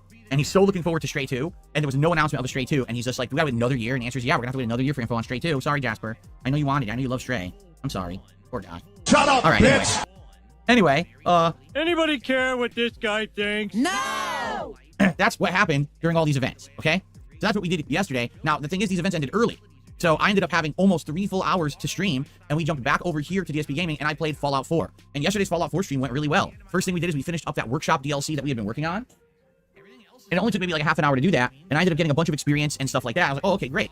Then we ventured out into the wasteland again, and someone had told me about this mission of a Chinese submarine. So I ended up doing that mission. That was fun. And then the final mission that we did took a while. It was the mission where you go to the giant ship that is shipwrecked on top of a building. It's the USS Constitution, and it's manned by a bunch of seafaring-style robots. They think that they're sailors, okay? You have to do a bunch of missions for them in order to basically get the ship working again. And that's all I'm going to say. But let me just tell you guys something, all right? This mission was wild and zany. There was crazy stuff going on. There was this town I stumbled upon on the way to doing some of this mission that was absolutely full of super mutants, and it was like an insane brawl where I was fighting a bunch of super mutants, and then like a raider showed up, and then the Brotherhood of Steel showed up. There were explosions everywhere. There were enemies coming out of my ass. It was wild. It was like Who 20 minutes of fucking combat cares? without a break. I was like, what the hell is going on in this game right now? Then later on, at the end of this mission, to try to get, you know, these robots seaworthy, I guess I should say, this thing kept happening where I kept failing the mission. I couldn't figure out what it was, and finally, after doing it for a while, people had an idea, and they were right, and then I was like trying to do that, and that still kept failing. So it was very fun, and basically we ended the stream at the very tail end of that mission. If you didn't see it, it's around over 2.5 hours of gameplay of Fallout 4 from yesterday that I originally wasn't planning on doing, but I got to do, and I'm happy that I did, and that is live on this channel. All right, so give it a look. It was a fun time. Get caught up, because there'll be more Fallout 4 later in the week.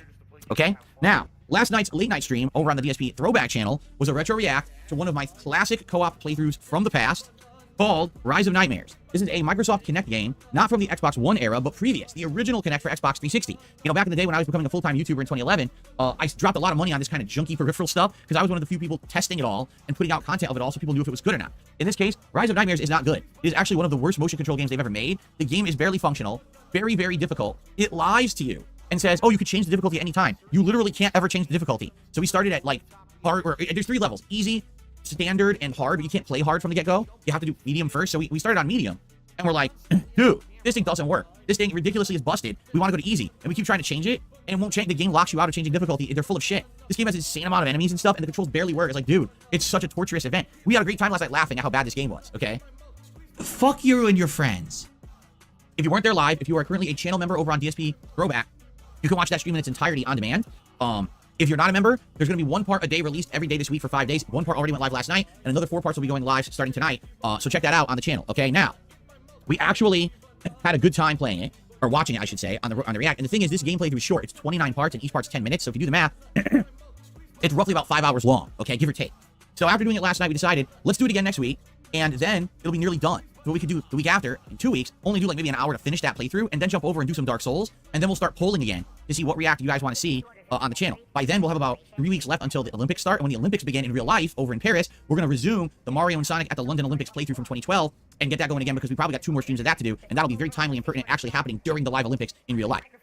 So, the Throwback channel right now is in full swing and coming through nicely. Daily, we have new parts of LA Noire or Fallout 3 going live as for posterity purposes on the channel. I certainly hope you'll give it a look. So, just think about everything I just said. Full live react and recap reactions to Summer Game Fest on DSP Reacts. Full playthrough of the Night Springs DLC from Alan Wake 2 here on DSP Gaming. A full 2.5 hours of progress of awesome indie horror game Crow Country here on DSP Gaming. Full-length live react and then recap reactions to the Xbox and Black Ops 6 event over on DSP Reacts. 2.5 hours of Fallout 4 gameplay here on DSP Gaming. And the retro react to Rise of Nightmares starting over on DSP Throwback. That is an incredible amount of content. Like a ridiculous, incredible amount of content. Over the top amount of content that came out this weekend. So I hope you're enjoying it all right? Nope. I know that's a lot to absorb. I get it. I mean, you gotta be like on 3 different channels. You gotta be jumping around if you want to be in the know about all of it. I know not all of you care about all of it. Some of you only care about the react stuff. Some of you only care about the throwback stuff. Some of you only care about the current new gameplay. So for those of you who like it all, you're eating well right now. You probably have a ginormous gourmet meal on a table, a smorgasbord of food sitting in front of you, and you're like, well, I'll have to pick at it slowly. You can't just gorge on it because you'll choke, right? I totally get that. I do hope that you enjoy it though. And by all means, I will say this. I'm gonna ask you for a favor. No matter what you're watching gameplay, you're watching a react, something else, please leave comments. And the reason I say that, I've been noticing that, in particular with the react stuff. Stop trying to fucking artificially manufacture comments. If people want to leave a comment on your shitey fucking content, they fucking will. They know how YouTube fucking works. They know it's a fucking comment system, and they will use it if they fucking want to. Not just begging for random fucking generic comments. That is against YouTube terms of service. It's getting views, it's getting likes, but almost no one's leaving comments. And comments are important. They open discussion for what's going on in the video, especially these react events, and they give engagement to the channel so more people can find the content. It's weird because I've definitely noticed over the last couple of weeks, maybe 1 or 2 videos hit the YouTube algorithm. Oddly enough, there's a react video from like a week to 2 weeks ago over on DSP Reacts that hit the algorithm and got like almost 2,000 views when all the other videos on the channel get like 200 views. I love how it feels like it hit the algorithm because it has 2,000 views. I'm going to imagine that particular video was one that was kind of controversial. I'm going to go out on a limb here and say it's the video where he fucking has a half-hour rant about Donald Trump. That may have been the one that got 2,000 fucking views. Well, 2,000 views is really not a huge amount of fucking... It's not a big fucking deal. Especially for someone of your fucking size. Your channel, you should be fucking... You think you've hit the algorithm because of 2,000 fucking views? Really? Are you for fucking real? Nah. You're not even come close, Phil. But that's what I mean. If people actually engage with the content, if you like the videos, if you leave comments, it's more likely that videos of that channel will hit the algorithm. So please do that with the stuff that you're enjoying, okay? Spam my channel with comments on everything so I can get more views and more money. What a fucking cunt.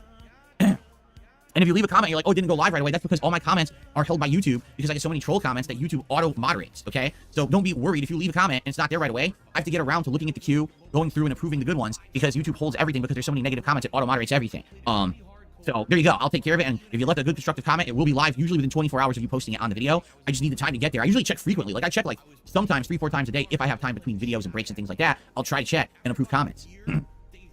Oh, Phil's on his phone a lot. What a surprise. Okay. All right, so that's everything going on right now. As I've already described, today we're doing this podcast. When this podcast ends, we're going to head over to DSP Reacts, and we're going to do my weekly Clips React show, DSP versus the Internet. I love doing the show. It's a good variety. I never know what clips are going to come because every week there's something different. But I just want to say, FYI, this week, I know for a fact we got some people who are trying to direct the show in a direction that's very toxic. You know, they're trying to submit clips because they think that they're going to get some kind of a certain kind of reaction from me. And I'm telling people ahead of time, when it comes to you want drama, reactions and stuff, you're not going to get it from me. You know, I'm not that kind of guy. People are submitting clips of people who are having a bad time or whatever, and like, oh, well, this is someone who at one point was really bad to Phil. I'm sure he's going to razz them and get them back. And I'm just not going to do that. You know, I'm not that kind of guy. I don't care. I want people to be happy and be having a good time in life, and hopefully that would result in them being better people, right? Usually when people are nasty to others, it's because they're miserable with their lives or bad things going on, so they take it out on others. They try to project that negativity onto others to make them feel better about themselves or their own situation. Is that why you're always nasty to detractors, Phil? Makes you think, doesn't it? If everyone was feeling good and happy, why the hell would they be toxic to people around them, right? So I'm not going to share in the teardown of any other creators or anything like that. There's definitely a clip or two like that this week. You're going to see when we get to it. You're going to get what you're looking to get out of me, you know? But I will say this. I did notice that a few more people did become members over on DSP Reacts this week to submit clips. Okay, so we'll see how it goes today. The react show should be interesting today, okay? Then tonight, 6:45 p.m. Pacific time, I'm doing a special Street Fighter 6 lobby with Brian, a.k.a. Top Tier Rated over on Twitch. It's the same premise of what we did 2 weeks ago. Where I'll be playing with a variety of characters. He may or may not. Maybe he'll just pick his best Mono. I don't really mind either way. I'm just looking for better comp at this point than just randoms online. And the lobby's going to run likely between an hour to 2 hours. It depends on his timing because he said he can't stay up super duper late or anything like that tonight. But he does want to run some stuff. And we're actually going to have the microphone supposedly working. We're actually trying to get it in sync with Discord and everything so we can actually have like voice chat going as I actually play the game with him. I don't know how it works. We got to try to figure this out. We've never done it before. I looked up the instructions. This is such a dumb fucking workaround that Phil's doing. He's going to have 2 live megaphones. One dedicated to his stream and one dedicated to fucking Discord chat with fucking Brian. What the fuck? Also, newsflash, Phil has Discord. Wow. Nobody knew that. And it doesn't, like, it's really silly. It's like, oh, you can link Discord to your PS5. That's great. Does it have all the functions of Discord? Oh, absolutely not. You actually have to use the Discord on something else, whether on your PC or on your phone or somewhere else, and then you have to transfer the existing voice call to the PS5, but it's not clear what settings and things will be available once you do. So will this voice call be like way too loud over the sound of Street Fighter 6? Will it not be loud enough and we can't hear the game? Like there's no way to know until we mess with it. We can't mess with it until we're live, you know? So it's going to be an interesting thing tonight to try to figure this out. I don't know why they did it like that. Why not just have like, oh, here's an app, install it, and use all these settings ahead of time? No, you have to have a live call on another version, transfer it to your console, and fuck with the settings while the call's already live. You can't prepare ahead of time. Wow, they really thought ahead there, huh? No, they didn't. It's pretty stupid. So, yeah, so what I'm probably going to do, I'll probably start the stream, but then I'm probably going to have everything muted while Brian and I are trying to get the bugs worked out of this fucking voice chat before we start, okay? I can guarantee you this one thing right now. I can guarantee you this. Phil Burnell is going to try his absolute best to hide his Discord ID. He is going to be hell-bent and determined not to have that shit fucking visible. Anyway, so that's tonight. I hope you'll join me for this fun session of Street Fighter 6 with hopefully voice communication. Hopefully it works tonight on the late stream. Tomorrow, we're going to continue with Crow Country and likely finish the game. Everyone says Crow Country is only around 9 hours long. At this point, we're just around 6 hours in. And at this point, I kind of know exactly what I need to do. There's 4 areas where you have to go underground with elevators. In one area, you got to remove electricity from a door and investigate that area. In another area, you have to find acid and fill a bottle with it to solve a puzzle. Use that puzzle to then get the final key, which unlocks another area, which gets you a battery. You can then go underground again to charge said battery, and then put that battery into the Crow statue, and apparently that gets you to the final area of the game, whatever it may be. So, that should be fun to figure out tomorrow. By the way, that's just what I know from playing the game. I didn't look it up. There may be more to the game that I'm not aware of, but it looks like we're on pace to kind of finish it on tomorrow's daytime stream. Spoiler alert, Phil looks up every single fucking game. Okay? Tuesday night, ladies and gentlemen, listen up, because I don't know if you guys pay attention to this or not. I'll premiere on Tuesday night for the first time ever. I'm actually doing a late night stream of Stardew Valley.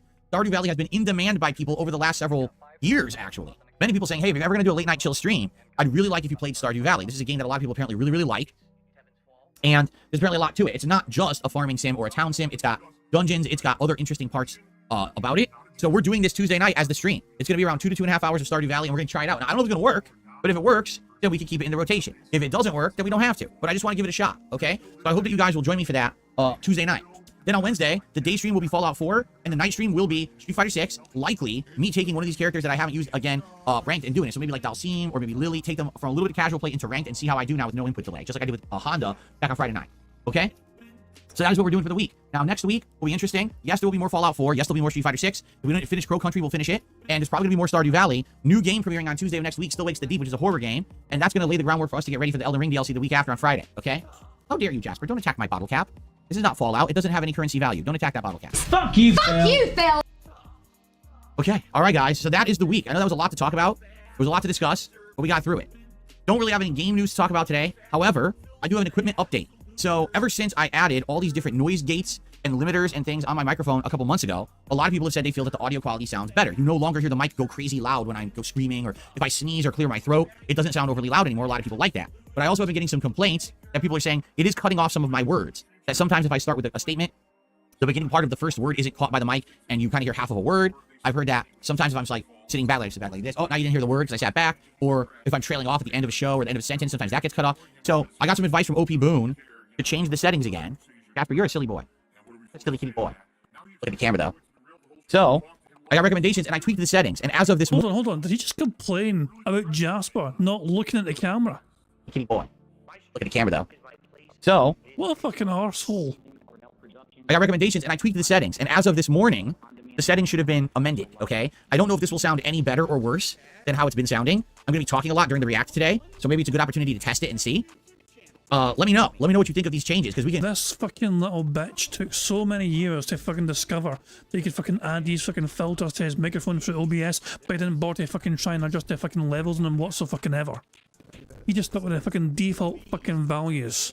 He does not care about what the audience fucking hear. He doesn't give a shit about the fucking trying to make it as good as possible for his audience. He only cares about making his own experience better. He is his own #1 fucking priority when he fucking does his streams. Fuck the audience. Fuck their fucking best interest. What it was like very restrictive before. I've made it slightly less restrictive now, so hopefully we don't get those words getting cut off and stuff.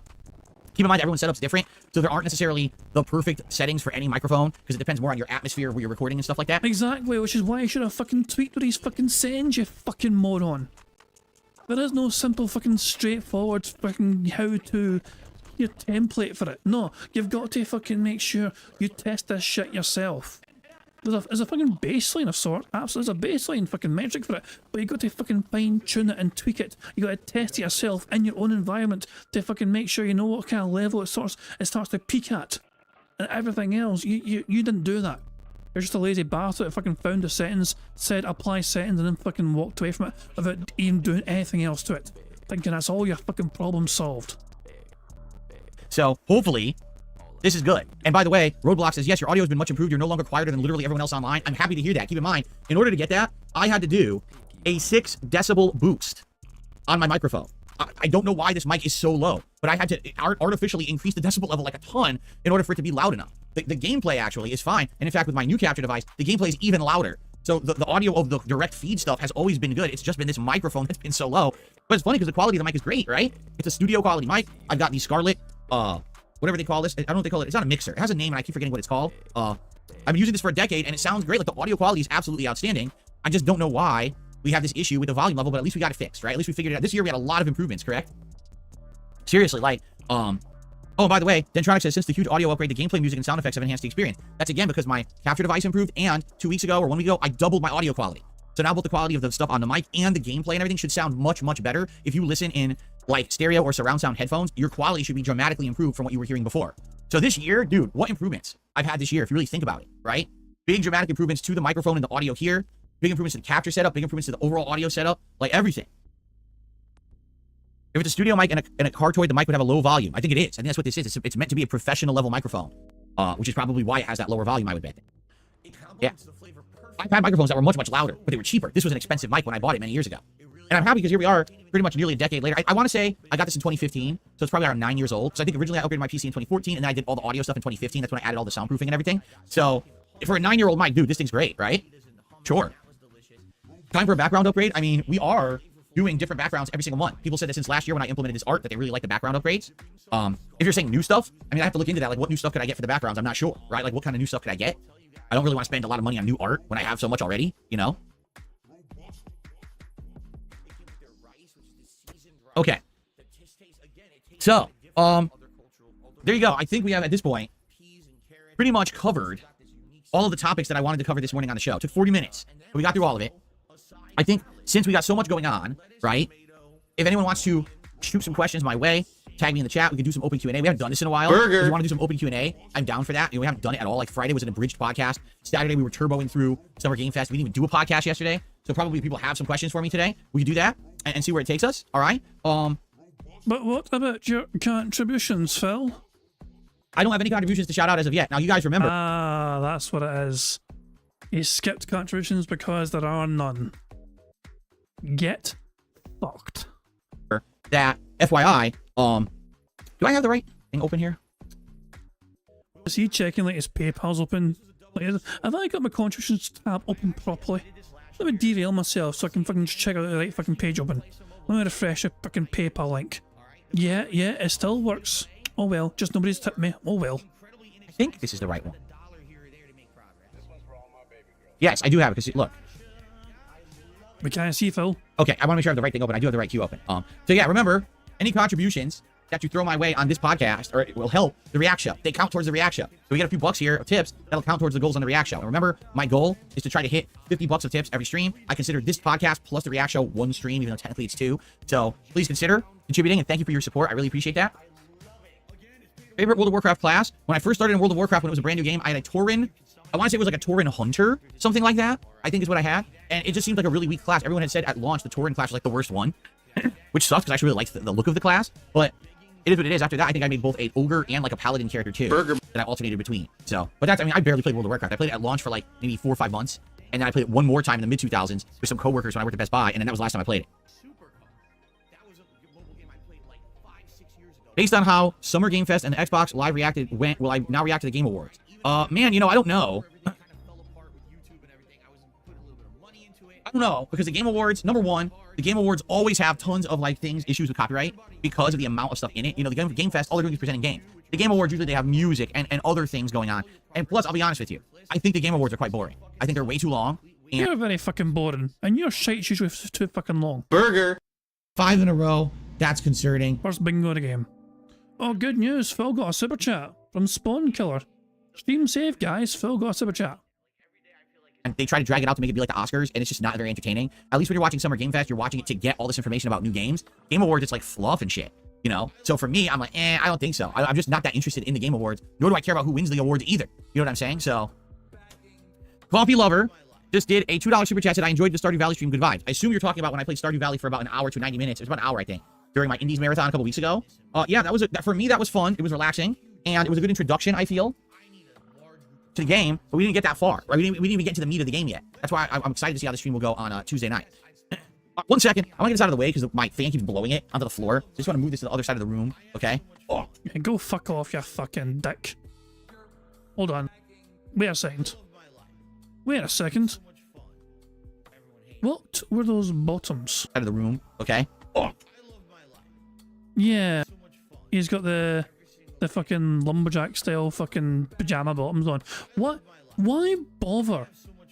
If you're gonna get fucking changed, you might as well fucking get changed all the fucking way. Having jammy bottoms on but a fucking dress shirt on or some pish. That's even more cringe. Either fucking get ready or don't get fucking ready. Don't fucking pretend and go half and half. That's just fucking cringe as all fuck.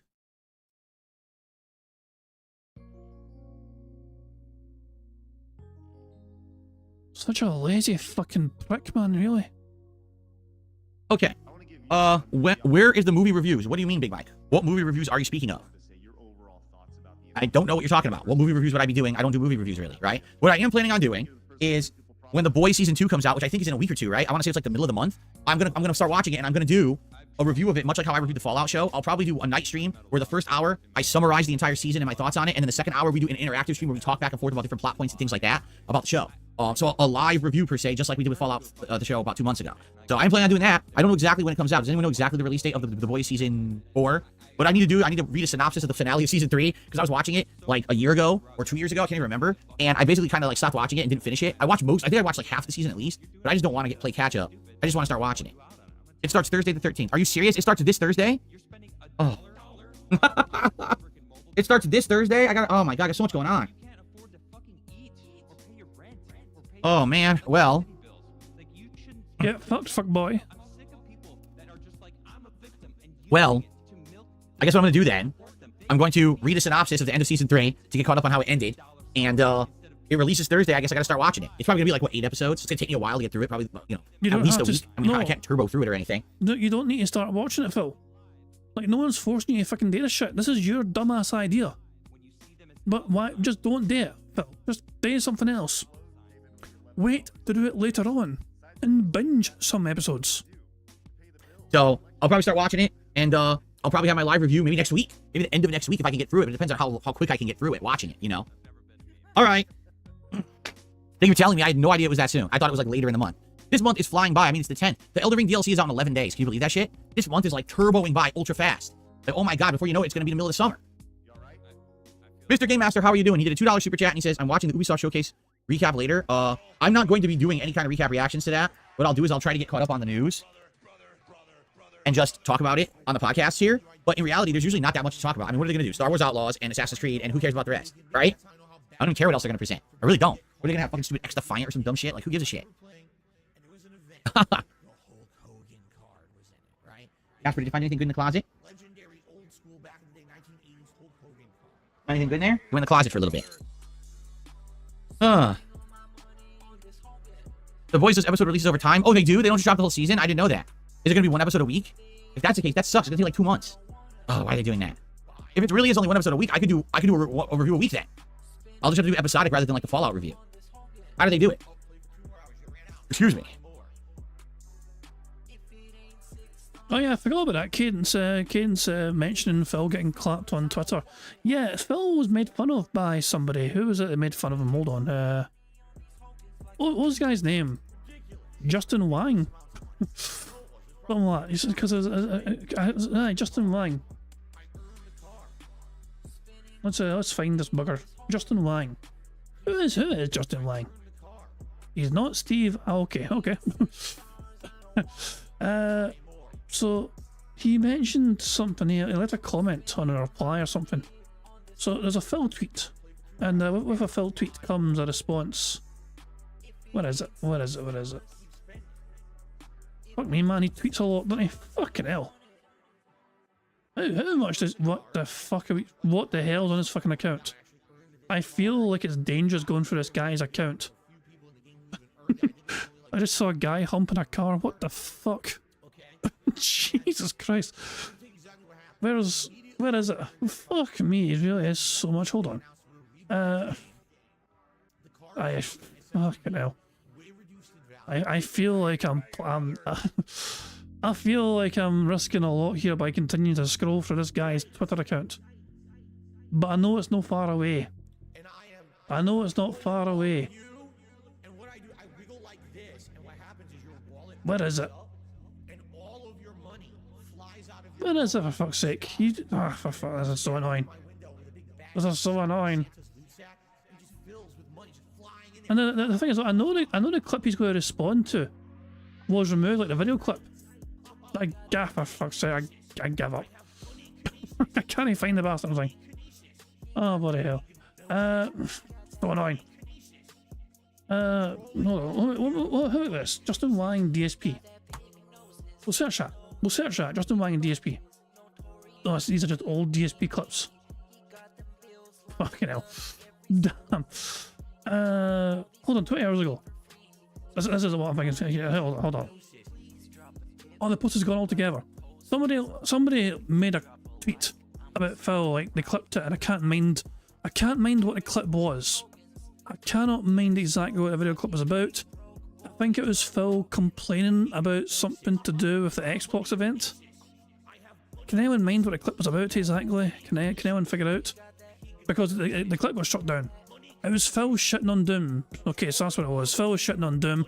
Someone clipped it. It was picked up by this guy. It got some traction, and Justin Wine lost it and said a guy who spent his life savings on a WWE card game looking at a gun that crushes skulls and turn them into bullets. This is stupid. So yeah, Justin Wine had fun dunking on Phil. And yeah, 21,000 likes that tweet got. Quite an interesting bit of engagement. 1.6k retweets. But sadly, it got striked. It got you know, it had a video called Phil Burnell doing something, so it got DMCA'd by Superhound, that wee bitch on YouTube, striking down fucking detractor content left, right, and centre if it appears on fucking Twitter. A real shame, but it is what it is. How do they do it? Does anyone know actually how they release it? Did they do it one episode a week?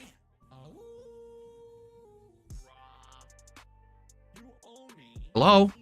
Oh, for fuck's sake. Hold on. Entitled fucking cunt.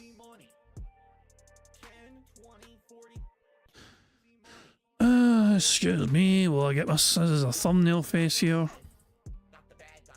So I like how when I ask you guys a question, I feel like I have the politeness to wait for a fucking oh shit, I fast forwarded, I didn't mean to. I didn't mean to click on this. How far behind was I? Shite. I don't know how far behind I was with Phil. I have no idea how far behind I was with Phil, so that's an oops daisy. Oh balls. I didn't mean to click the fucking the bar, I meant to click the fucking well, there's like we got a good face out of it, we got a good thumbnail face out of it. But bloody hell, I screwed up. I screwed up. Let me try and find this. Let me try and find this shit. How far behind am I? Tonight, for the first time ever, I'm actually doing a late night stream of Stardew Valley.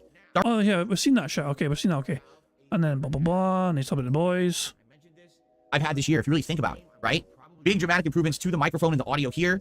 Big improvements to the capture setup. Big improvements to the overall audio setup. Like everything. Is it a Q&A? I don't know, because the Game Awards, number one, the Game Awards always have tons of... Okay, but Game Awards were done as well. Then he went and took his paper away, then he asked about the boys. Then Super Chat came in. So probably around about here, I imagine. Casper, did you find anything good in the closet? Yeah, I've seen that bit as well. Oh, why are they doing that? How do they do it? Does anyone know actually how they release it? Okay, here we go. We're caught up. Did they do it one episode a week? We're safe. Hello? Hello? Usually 1 to 3 episodes on the premiere and then 1 episode a week. Maybe that, so whatever they drop for the premiere, I will watch and review. And then I'll probably do 1 review a week per episode. Okay. Phil's stream just fucking froze with that fucking face. I don't know why did that happen. Is that YouTube or was that his webcam? Maybe that, so whatever they drop for the premiere, I will watch and review. And then I'll probably do... That's him. That's not even me. That's his stream. Reason his webcam. Oh wait, maybe it is me. Fuck off. What the fuck? Hold on. Damn. Hold on. I thought it was... What's going wrong here? 1 review a week per episode. Okay, we can do that. We can do that. Here we go. Cool. Exactly. Bueller. That's funny. Dickens left. Why The Boys? This is the hot show everyone likes, based on superhero lore and superhero kind of stuff. There's 3 episodes releasing on Thursday and then 1 week after. Okay. There's no way I can watch that all on Thursday. I'll probably have to watch it over the course of a few days. But I'm down to watch it for like a few days and maybe do the first review maybe like over the weekend if I can. Or early next week and then once a week do the reviews. Okay, cool. Yesterday was a really slow day for me on stream. I didn't make a lot of Oh, by the way, I should bring this up. If you saw any games during the Xbox showcase that you're interested in, and they're on Game Pass, a lot of them you can already pre-download. Like, I already pre-downloaded Still Wakes City. Get this. I already pre-downloaded Call of Duty Black Ops 6. It's already on my Xbox. It's already available to pre-download. Who and then when they release the fucking beta, it's already cares? on your console to play. I don't know why, but yeah.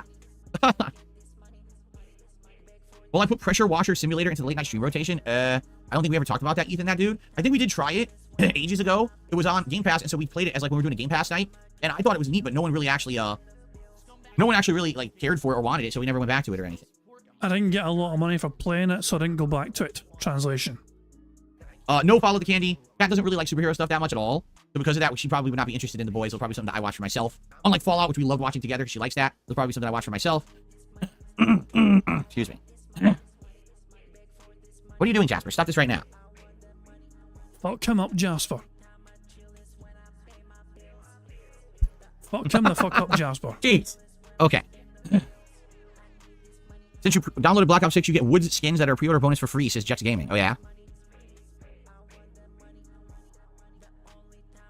Jasper, no. You're not going to be chewing my wires this morning. Absolutely not. Chew the fuck out of Jasper. Fucking take one for the team and just fucking fry yourself if you have to, but chew the fuck out those wires. I'm only kidding, Jasper. Don't do that. Fuck up his shit, but don't hurt yourself. Don't even get started with that. No, stop that. Do not chew wires. We already have issues with the Xbox wire because you chewed it before. We're not going to have you chewing wires again. Stop that. Oh, he's already blaming Jasper for the Xbox wire being fucking weird for him. Oh, my inputs on Xbox are fucking weird because of Jasper chewing the fucking wire.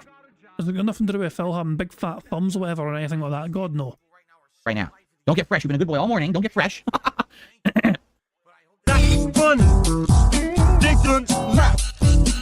He's overstepping his boundaries. If Phil grabs a spray bottle, free space. Andre the DJ says there's a tennis game coming out for PS5 in August. I wouldn't blame you if it's not on your radar. For a tennis fan, it could be a good game. Oh yeah, I mean, not a tennis fan. I don't even really understand the rules of tennis, the deuce and that kind of stuff. Like, I don't really get it. You know, I played tennis games like Mario Tennis and stuff, but I'm not a tennis aficionado, so I don't think I'd be interested. Jasper, please stop. Jasper, boy, all wires alone. All wires alone. Water okay, bottle? Here's it. Here it is. All right, it's time. You're not listening. Gotta put the water bottle down. I'm not gonna spray him, but I put the water bottle down. He backs off. He grabbed it. It's a free space. It fucking counts. It's our second free space of the game. No, I've said this a million times. We're not gonna get another cat, even though we've thought about other pets. We thought. Oh, a million. Interesting fucking number. Jesus. All right, so ladies and gentlemen, 6 million. 6 million. That's a pretty interesting number, isn't it? 6 million. Well, guess what? You're wrong. It didn't happen. You're making it up, right? You make that shit up. No, how about this? Banned. Gone forever. Because I don't put up with your fucking bullshit. Now that was good. Now that was a fucking good one. The boss being right. It's always gonna be fucking funny. It will always be fucking funny. It'll never not be fucking funny. About getting another cat or a dog, but Jasper's the kind of cat, he has a personality type that he wants to be the center of attention at all times. If he's not getting the attention, he's very upset. In the middle of us doing stuff like cooking or cleaning or folding clothes or whatever, he keeps jumping into it and he keeps getting involved in everything. At the moment that we try to give attention to something. Oh boy.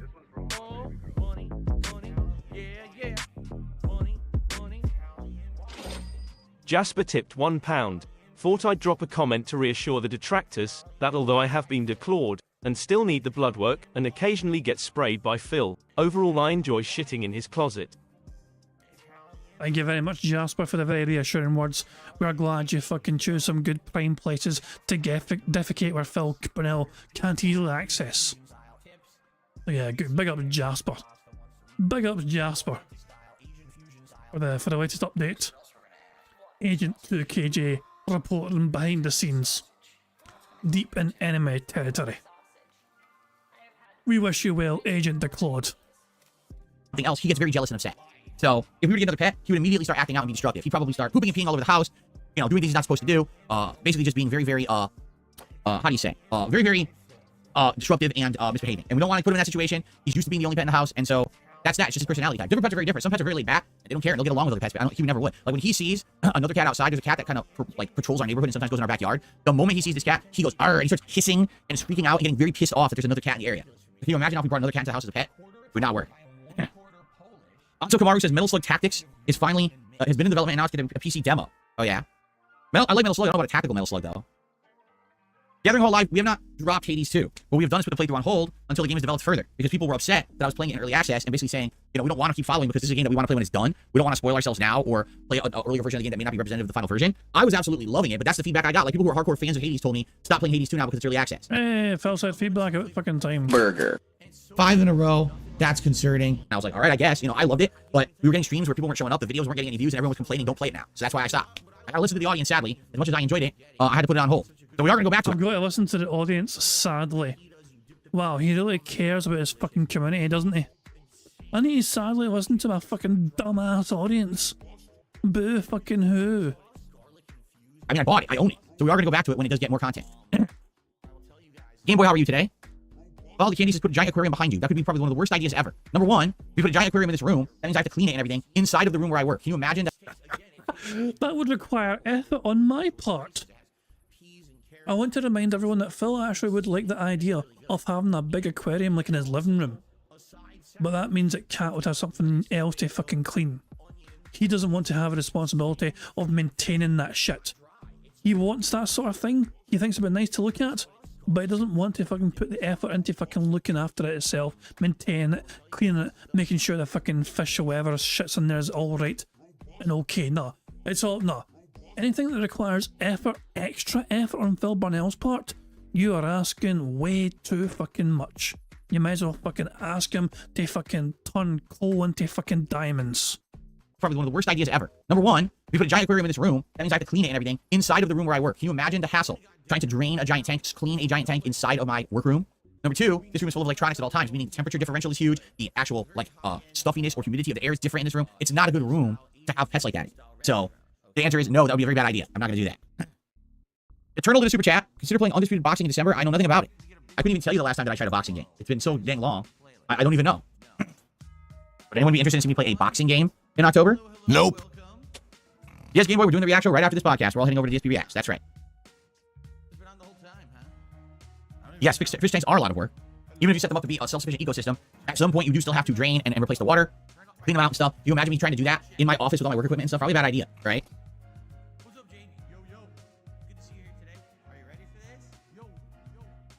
What about NBA 2K? That's another one. I haven't played it many, many years and don't really follow the NBA. Every once in a while, people seem to have demand for me to try to play it again, but I'm really into it, you know?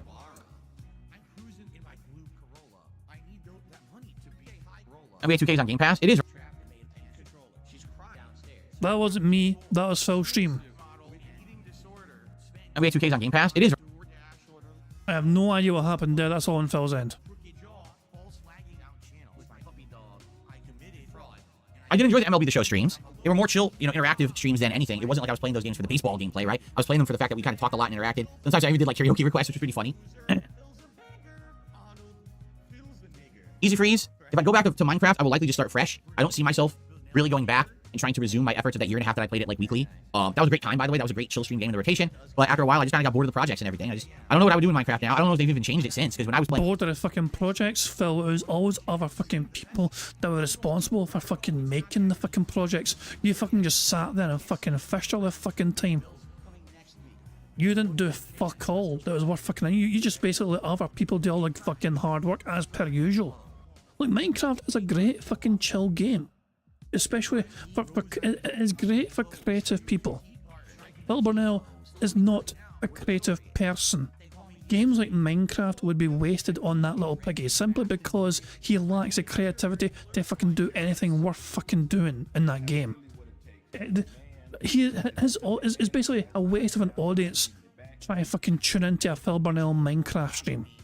Absolute waste of fucking time. They actually were constantly changing it, right? And they were adding new content and everything, so I don't know. Spawn Killer, thanks for the super chat. No, I'm not reacting to Ubisoft Forward, nor should I think anyone else should be watching it either. There's two games Ubisoft making that I'm interested in: Star Wars Outlaws and Assassin's Creed. I don't really care about anything else they're doing. So why am I going to sit there and watch like an hour and a half presentation of them to just talk about nonsense? Probably fucking Just Dance again and dumb shit like that, right? Hey, Phil said nonsense. Burger. Good shit. I'm not wasting time on that. So I'll just get caught up on all the news after the fact.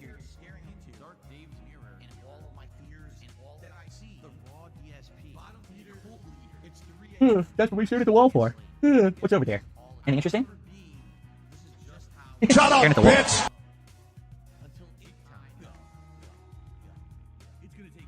Alright. What else would you guys like to talk about? We got a little bit of extra time before we I guess that bald spot might be a good thing to try and get for a thumbnail.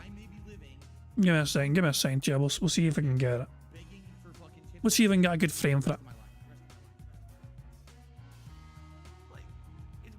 it. That's what we Right there, maybe. stared at the wall for.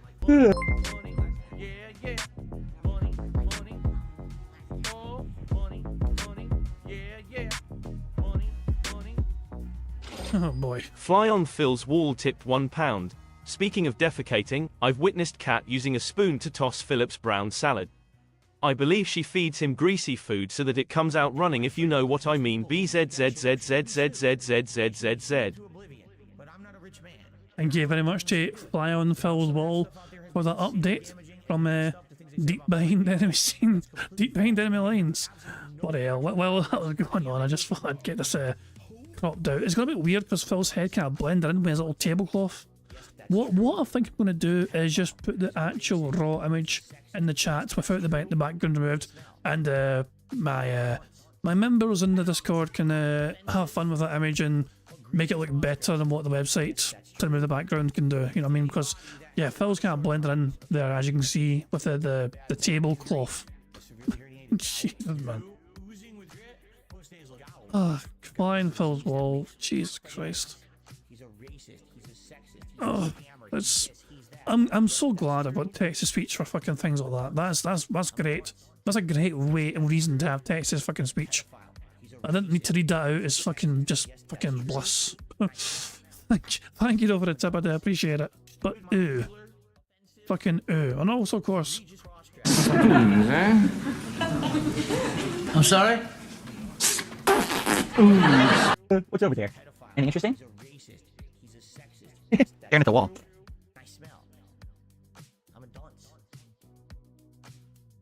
All right. What else would you guys like to talk about? We got a little bit of extra time before we jump over to the stream, the react stream, that is. So any topics, any ideas, anything you'd like to discuss, everybody?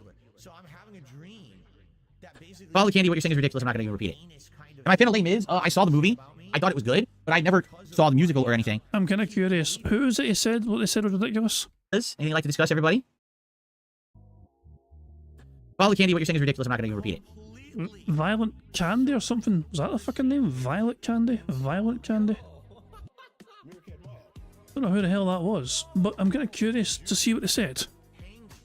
We're behind Phil by about 30 minutes. So if we... Give me a second. Give me a second.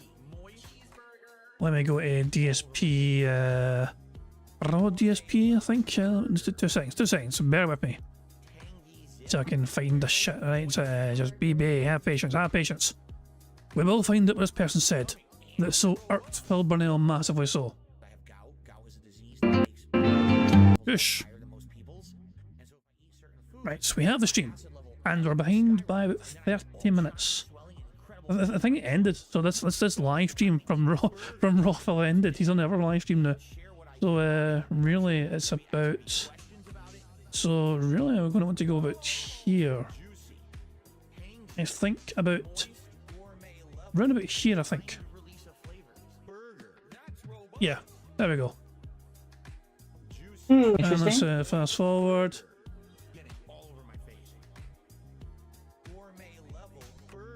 Come on, Phil. All right. Blah, blah, before we blah, blah, blah. the react stream, that is.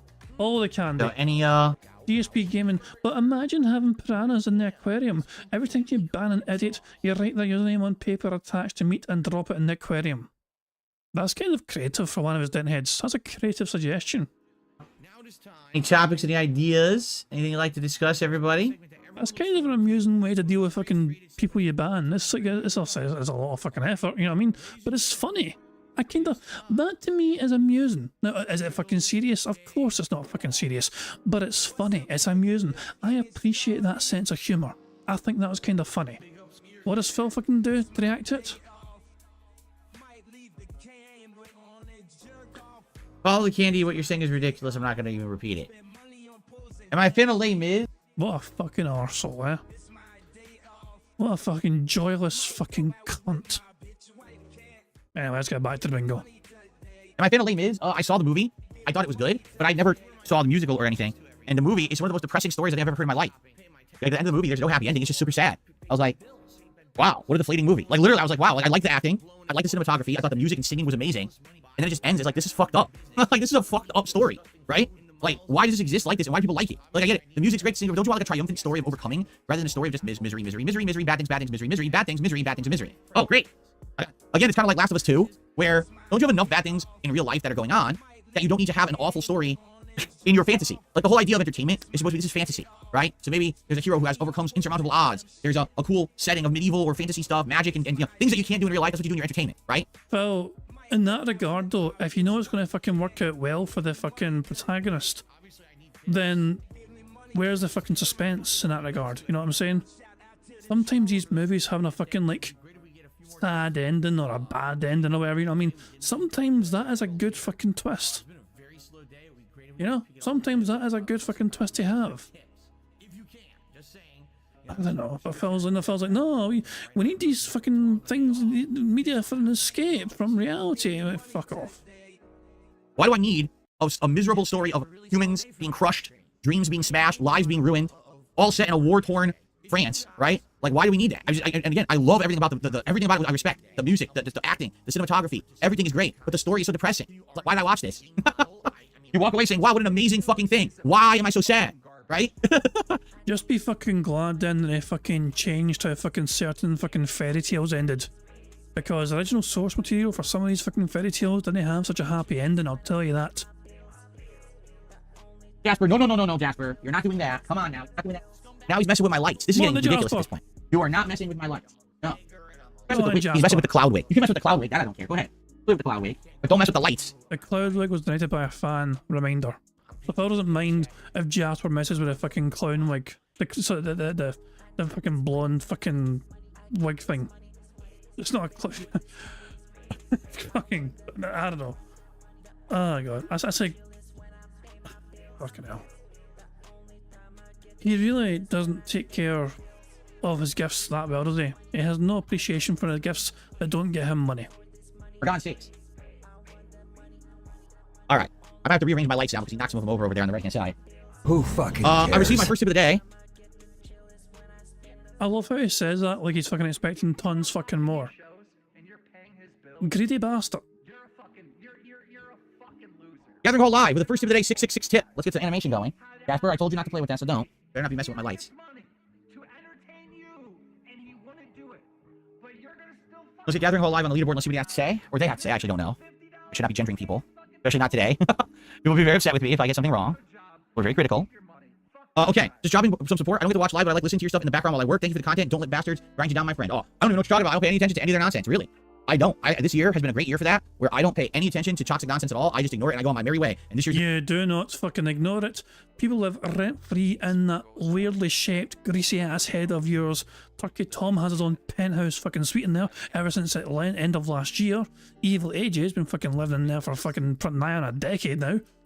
Well, you cannot help but pay attention to it. You cannot help but consume it. And you cannot help but fucking let it eat away at your miserable little fucking soul. It's been great. I've been very happy to stay out of drama and any kinds of problems this year. Now Jasper has gone underneath the stand behind me. He's completely flattened. You're flattened. You're a flattened kid. He's completely flattened and he's like looking around, rolling around underneath the stand. How cute. Who fucking cares? What are you doing?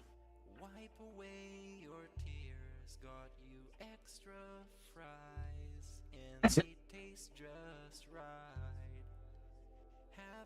I think he's snuggling up to the light strip. Let me just make sure he's not messing with the light strip. Probably try to choke himself to fucking death with it because he's fucking miserable because he's living in that fucking house. So the current view is this.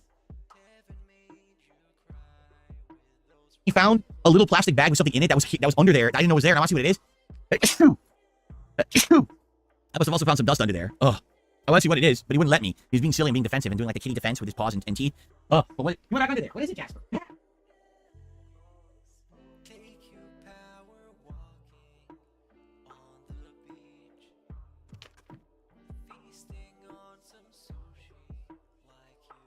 What is this? It's a hairnet. Oh, this is the hairnet that came with the cloud wig. You're supposed to put this over your hair to hold down your real hair, and then you put the cloud wig over it. That's what this is. I didn't even know that was under there. I had no idea that that was under there. That's silly. Just fucking kill me now. Excuse me. That's silly. You want to play with the bag? You can play with the bag. Here. We'll play with that. Play with the bag. He is playing with it. That's funny. Spawn Killer did a super chat. I find it hilarious when other streamers say The Last of Us 2 is one of the best video game stories ever. I'm like, are you high? I thought it was horrible. Listen.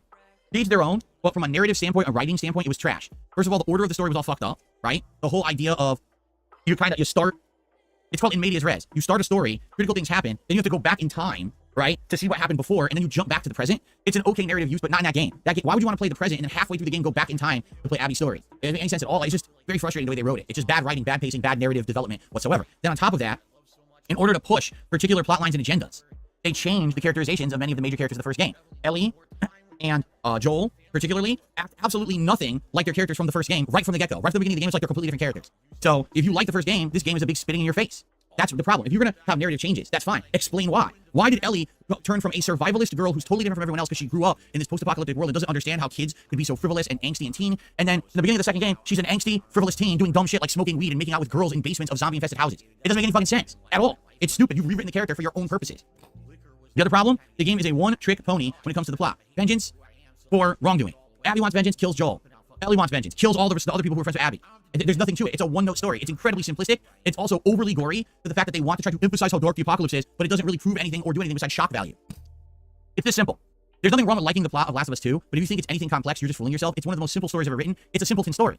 But it gets the point across. If you like incredibly gritty, gory, fucked up stories of misery, that's what it is. So if that's what you like, great. I can't make you not like something, right? But at the same time, you're not going to find any literary experts telling you that the story of Last of Us 2 is a masterpiece. They're going to tell you it's fucking terrible. But no one asks literary masterpiece. Writers or people who are experts, we ask journalists, right? Who don't know fucking shit, and they all think it's good, so now everyone else has to think it's good too. Okay. So thank you, Spawn Killer, for the super chat. And I received a $2 tip. Tony Soprano. So Phil, what have you ever written in your fucking life that was fucking interesting? Because Project 7's fucking plot was fucking garbage. And you were responsible for part of that, apparently. Oh. What? It's some dumb shit. I'm gonna read it. Go fuck yourself. There you go. No $2 tip. It's a piece of shit. Go fuck yourself. Jasper, stop. I said to stop. Stop. Listen. Don't play with my wires. He doesn't listen. Play with the bag, not with the wires. Ugh. I love how he shakes his stupid little fucking head like the cat can fucking understand that simple fucking concept. Oh, you meant the bag and not the wires. Okay, Daddy Burnell, sir, well, I'll fucking play with the bag only, not the fucking wires. Phil, how is a cat meant to fucking understand you? It's a fucking cat. No, not the wire. The bag. His arsehole shaking his fucking head because Jasper didn't fucking listen to him exactly and obey exactly his fucking commands. Listen to the wee head Play with shake. the bag, not with the wires. Ugh. I didn't listen to it. Look at it. Arsehole prick. No, not the wire. The bag, not with the wires. Oi, oi, oi.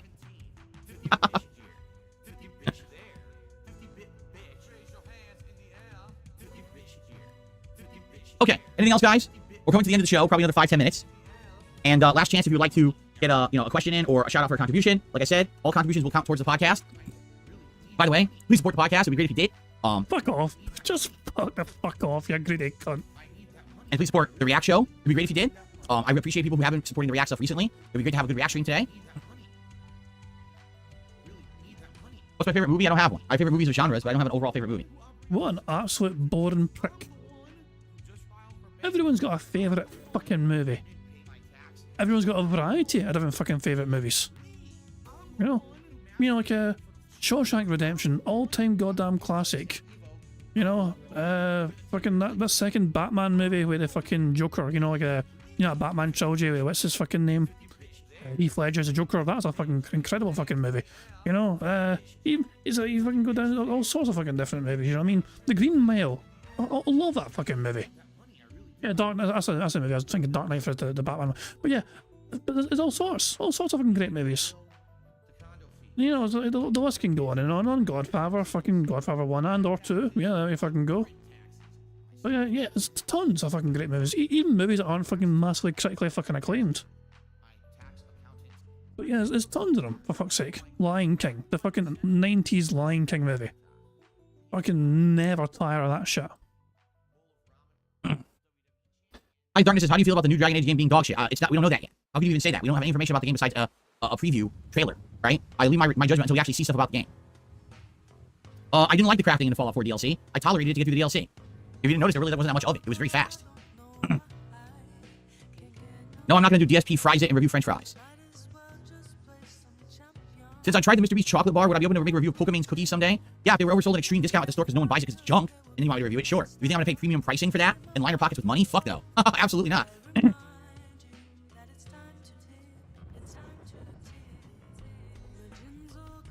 That's the only reason I bought the Mr. Beast bars. They were clearance at the store. No one had bought them. They just sat there unsold. They put them on extreme clearance to clear the inventory. I don't know anything about hair transplants. I don't know how they work or anything about them, so... Phil needs a partial hair transplant to fucking fix the uneven lopsidedness of his fucking weird-ass shaped head. Not dropping the reaction over Street Fighter 6, so you can just stop that right now. Alright, Derek, I'll see you over on the React channel. I already shared my thoughts on the new Doom game in my recap reactions yesterday, so go check that video out on DSP Reacts. I'm not going to talk about it here. Can I recommend a couple of good movies? Sure. My favorite comedy of all time is Ghostbusters, and my favorite animated film of all time is The Lion King. So there you go. Go check those out. And I mean the original Lion King, not the CGI remake. That one sucked.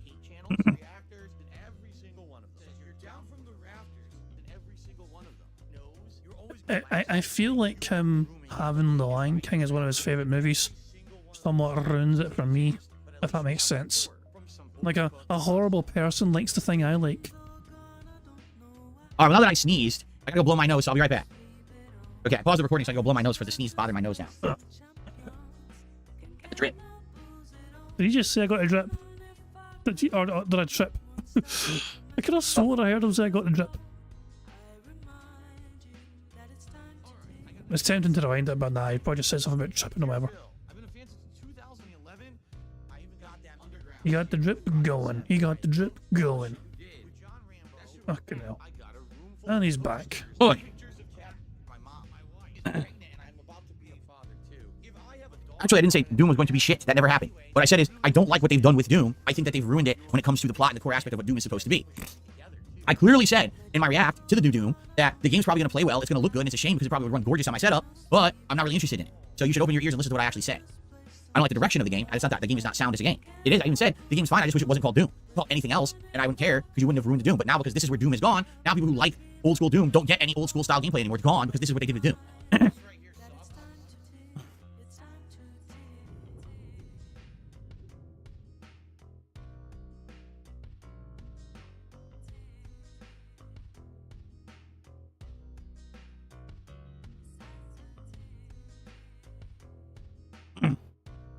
Did I ever see Lion King 1.5? Yes, I did. I rented all those back in the day in the video store.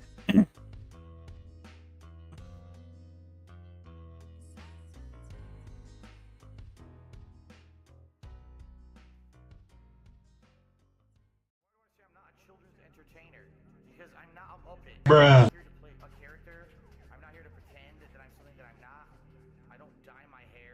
Doom is Doom.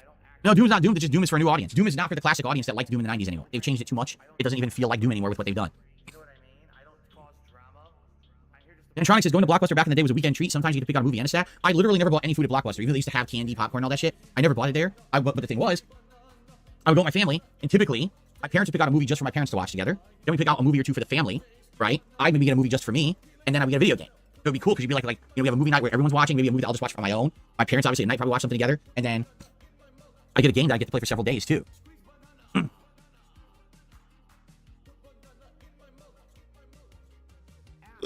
Excuse me. Woo. Oh, hold on a second. How many burps was that? Hold on a second. We need to slow that son bitch down. At the risk of breaking the stream because Phil's gone over to the React channel, we need to fucking listen carefully for how many burps there are there.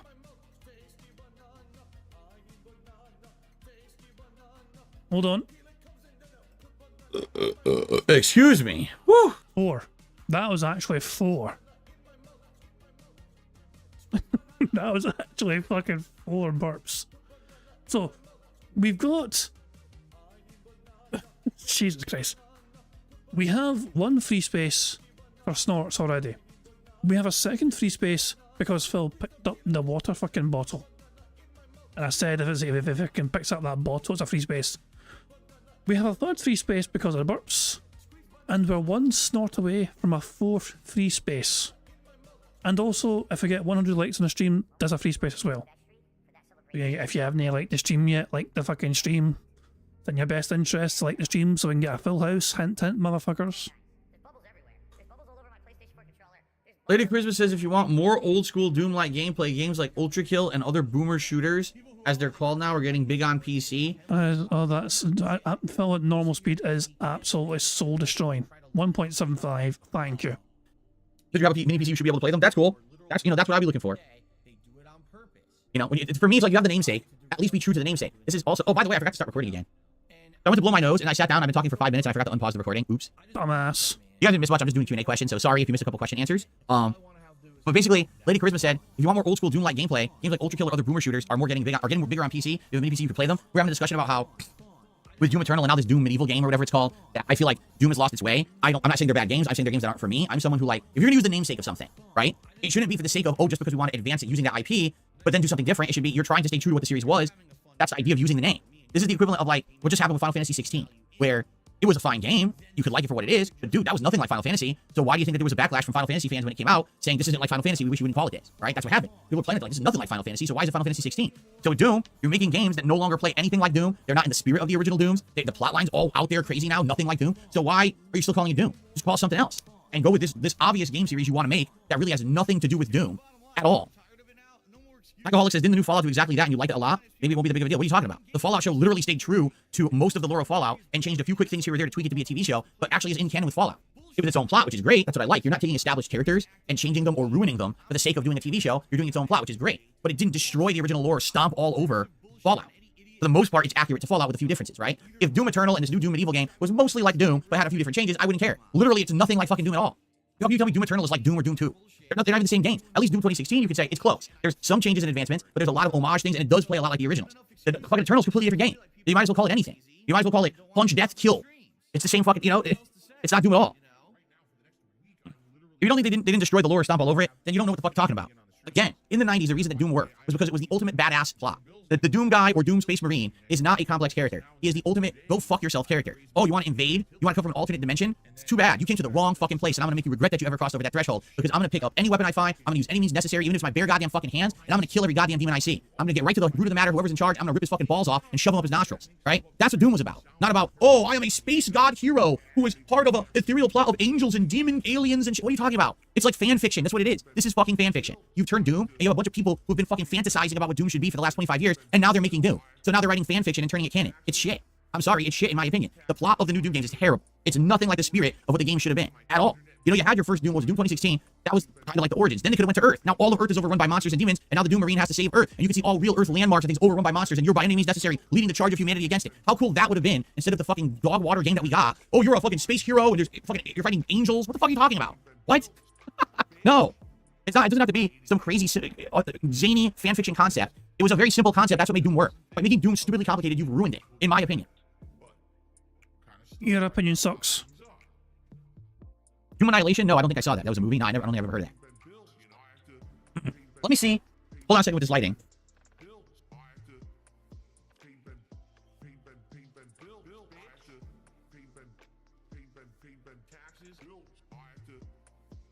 A little better? Or is it exactly the same? I tried to angle it further upward, but I don't think it really made a difference. It looked like you done absolutely fucking nothing, Phil. Yeah, that's the thing. Most people today who are fans of these franchises aren't fans of the originals. They're fans of the modern interpretations. So, what you're going to find if you go back and you start asking fans of the originals, they're going to be like, if you go back and you ask fans of Street Fighter 2, what do you think of Street Fighter 6? They're probably going to be like, nah. I'm the exception to the rule. I'm a long-time, lifelong fan of Street Fighter. I actually really like Street Fighter 6, but hey, I hated Street Fighter 5, right? And people don't like it when you take something that's been a part of them, growing up, part of their culture, part of their childhood, part of their memory, and you turn it into something different to fucking profit from it. And that's what they've done with Doom. There was no reason why they couldn't have very simply made a franchise based on what they wanted to do with Doom, but just make it its own thing, and that way Doom can stay Doom. But now, when people say Doom, they think, oh yeah, it's that game where non-stop action, running around, rip the head open, get guts, fucking cover yourself in gore, oh, got some armor pieces, oh, my rage meter's up, I run around super charged, oh, pull out the gun, boom, boom, boom, oh, I got some health now, oh, I gotta go over here, I'll fly over here, super, boom, boom, boom, oh, no. That's not what Doom ever was. Oh yeah, he's a superpowered fucking superhero in space, and he's killing angels and demons, and ripping their heads off. What are you talking about? No, Doom is a simple concept. Humans pushed technology too far before it was ready. They crossed the threshold to hell. Demons are coming through, and it takes one man to solve this fucking problem. The ultimate badass, the Doom guy. Done. That's the plot. You don't have to say another word. That's the game. Now the gameplay speaks for itself. That's it. You don't need anything else.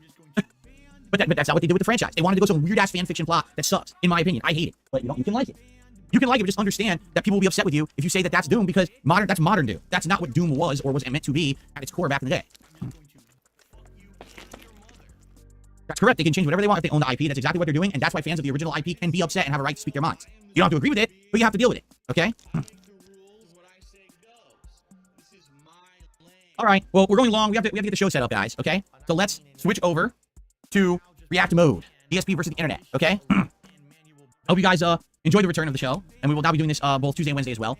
But now it's time for the reaction. I want to say thanks to anyone who did early contribute to the stream here. Thanks a lot. And tomorrow, I'm sure we'll be talking about what happened on the React show. I'm sure we'll be talking about how the Street Fighter session went tonight, and many other things, right? Any other news? This Ubisoft Forward is happening like right now, right? So I'm sure we'll be talking about the Ubisoft Forward as well. And all of that. Cool.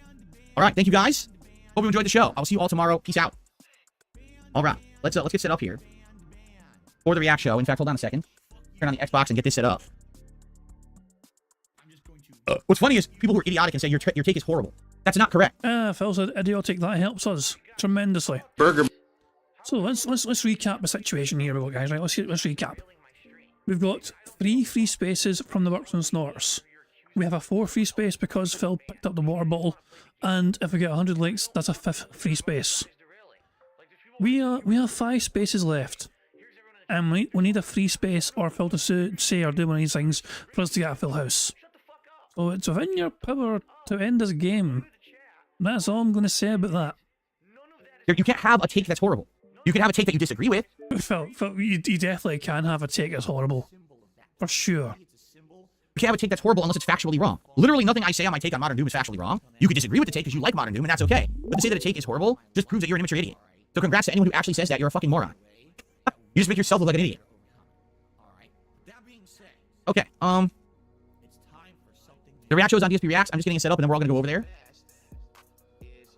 Okay.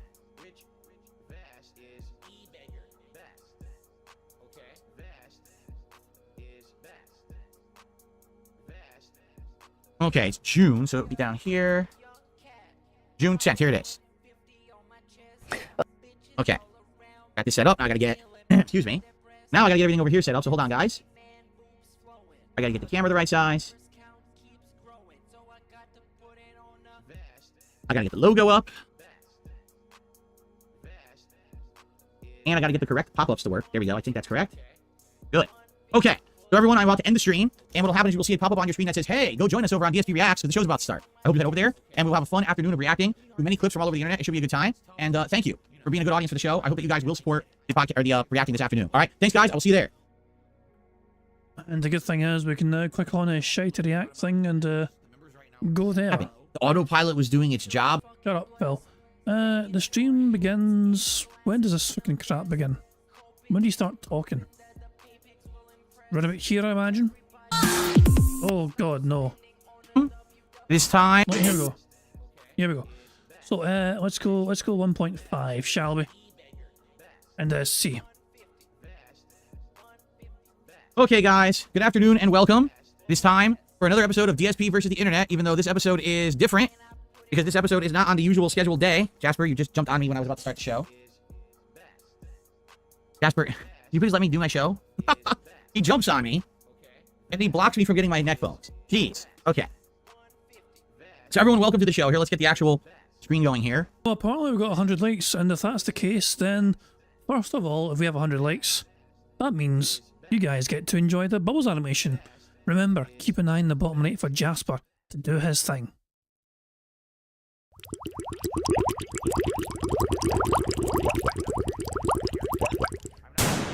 Good cat. And as well as I'll say, you know, getting to enjoy the bubbles, it's our 5th free space of the game. Burger. Burger. Burger. Burger. Burger. Full house? Oh boy. How exciting. Anyway. Wrap it up. We are fucking done. Let's get the fuck out of here. Actually, let's go to live DSP and see if he's doing any better. $6 is not a great start for him. But when they did so, and he still won 6 buckaroos before he started the fucking stream. Boo fucking who, Phil Burnell. The React channel, the React show might not get great support today. What a fucking shame. Let's just fucking fuck off from Phil Burnell and enjoy some goddamn fucking otters. There we fucking go. Where are the wee bastards? Come out here and fucking detoxify us from Phil's nonsense, you little fuckers.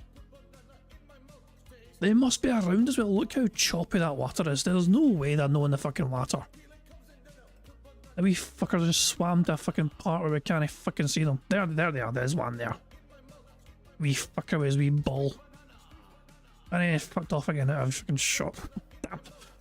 Hey, there's one there. There's fucking one there with his wee magical fucking bucket thing. And there's another one there. Oh, they're all fucking come now. They all come at once like fucking buses. But guys, thank you very much indeed. Thank you very much indeed for I got very distracted there by that otter and what happened there. That was a bit anyway. Sorry, just fucking, you know, lost my train of thought. Guys, thank you very much for joining me for this bingo stream. I certainly all hope you enjoyed yourselves and had a good time and all that jazz. I will return tomorrow for some more bingo antics and all that jazz. Thank you very much for keeping me writing the bingo card. Thank you very much for the contributions as well. You guys are very generous and kind. And yeah, I'll return tomorrow for some more bingo antics, as I said. Hope you all enjoy the rest of your Monday. I'm going to end how it always ends, by playing Notorious PIG contributions made by the supremely talented Pixar Animations. So until tomorrow, guys, have a good one, and I'll catch you all later. Goodbye. On September 14th, a pre-authorized payment of $16.51 from PayPal.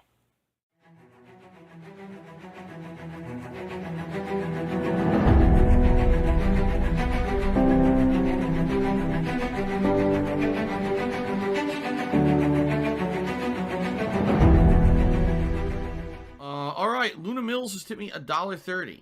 It says, "I'm back. What's your favorite type of shower?" When you're showered in money. When you go outside and all of a sudden greenbacks start falling from the sky and you raise your face up, you're like, oh, you start dancing, you go, oh, money, money, yeah, yeah. All right, I don't know what the hell you're talking about, but thank you for the first tip of the day.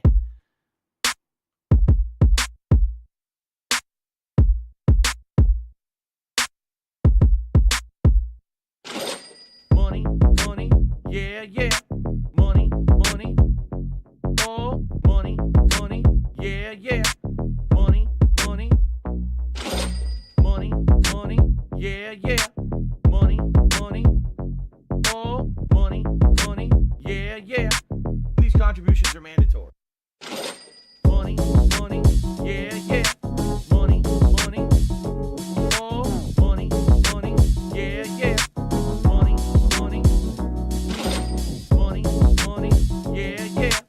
Money, money, oh, money, money, yeah, yeah. These contributions are mandatory.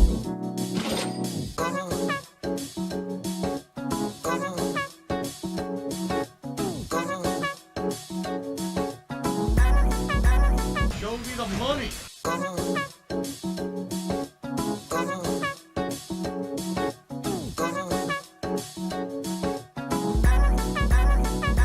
Free. Money, money, yeah, yeah. Money, money, oh, money, money, yeah, yeah. Money, money, money, money, yeah, yeah. Money, money, oh, money, money, yeah, yeah. These contributions are mandatory. And it's gone, just gone like that.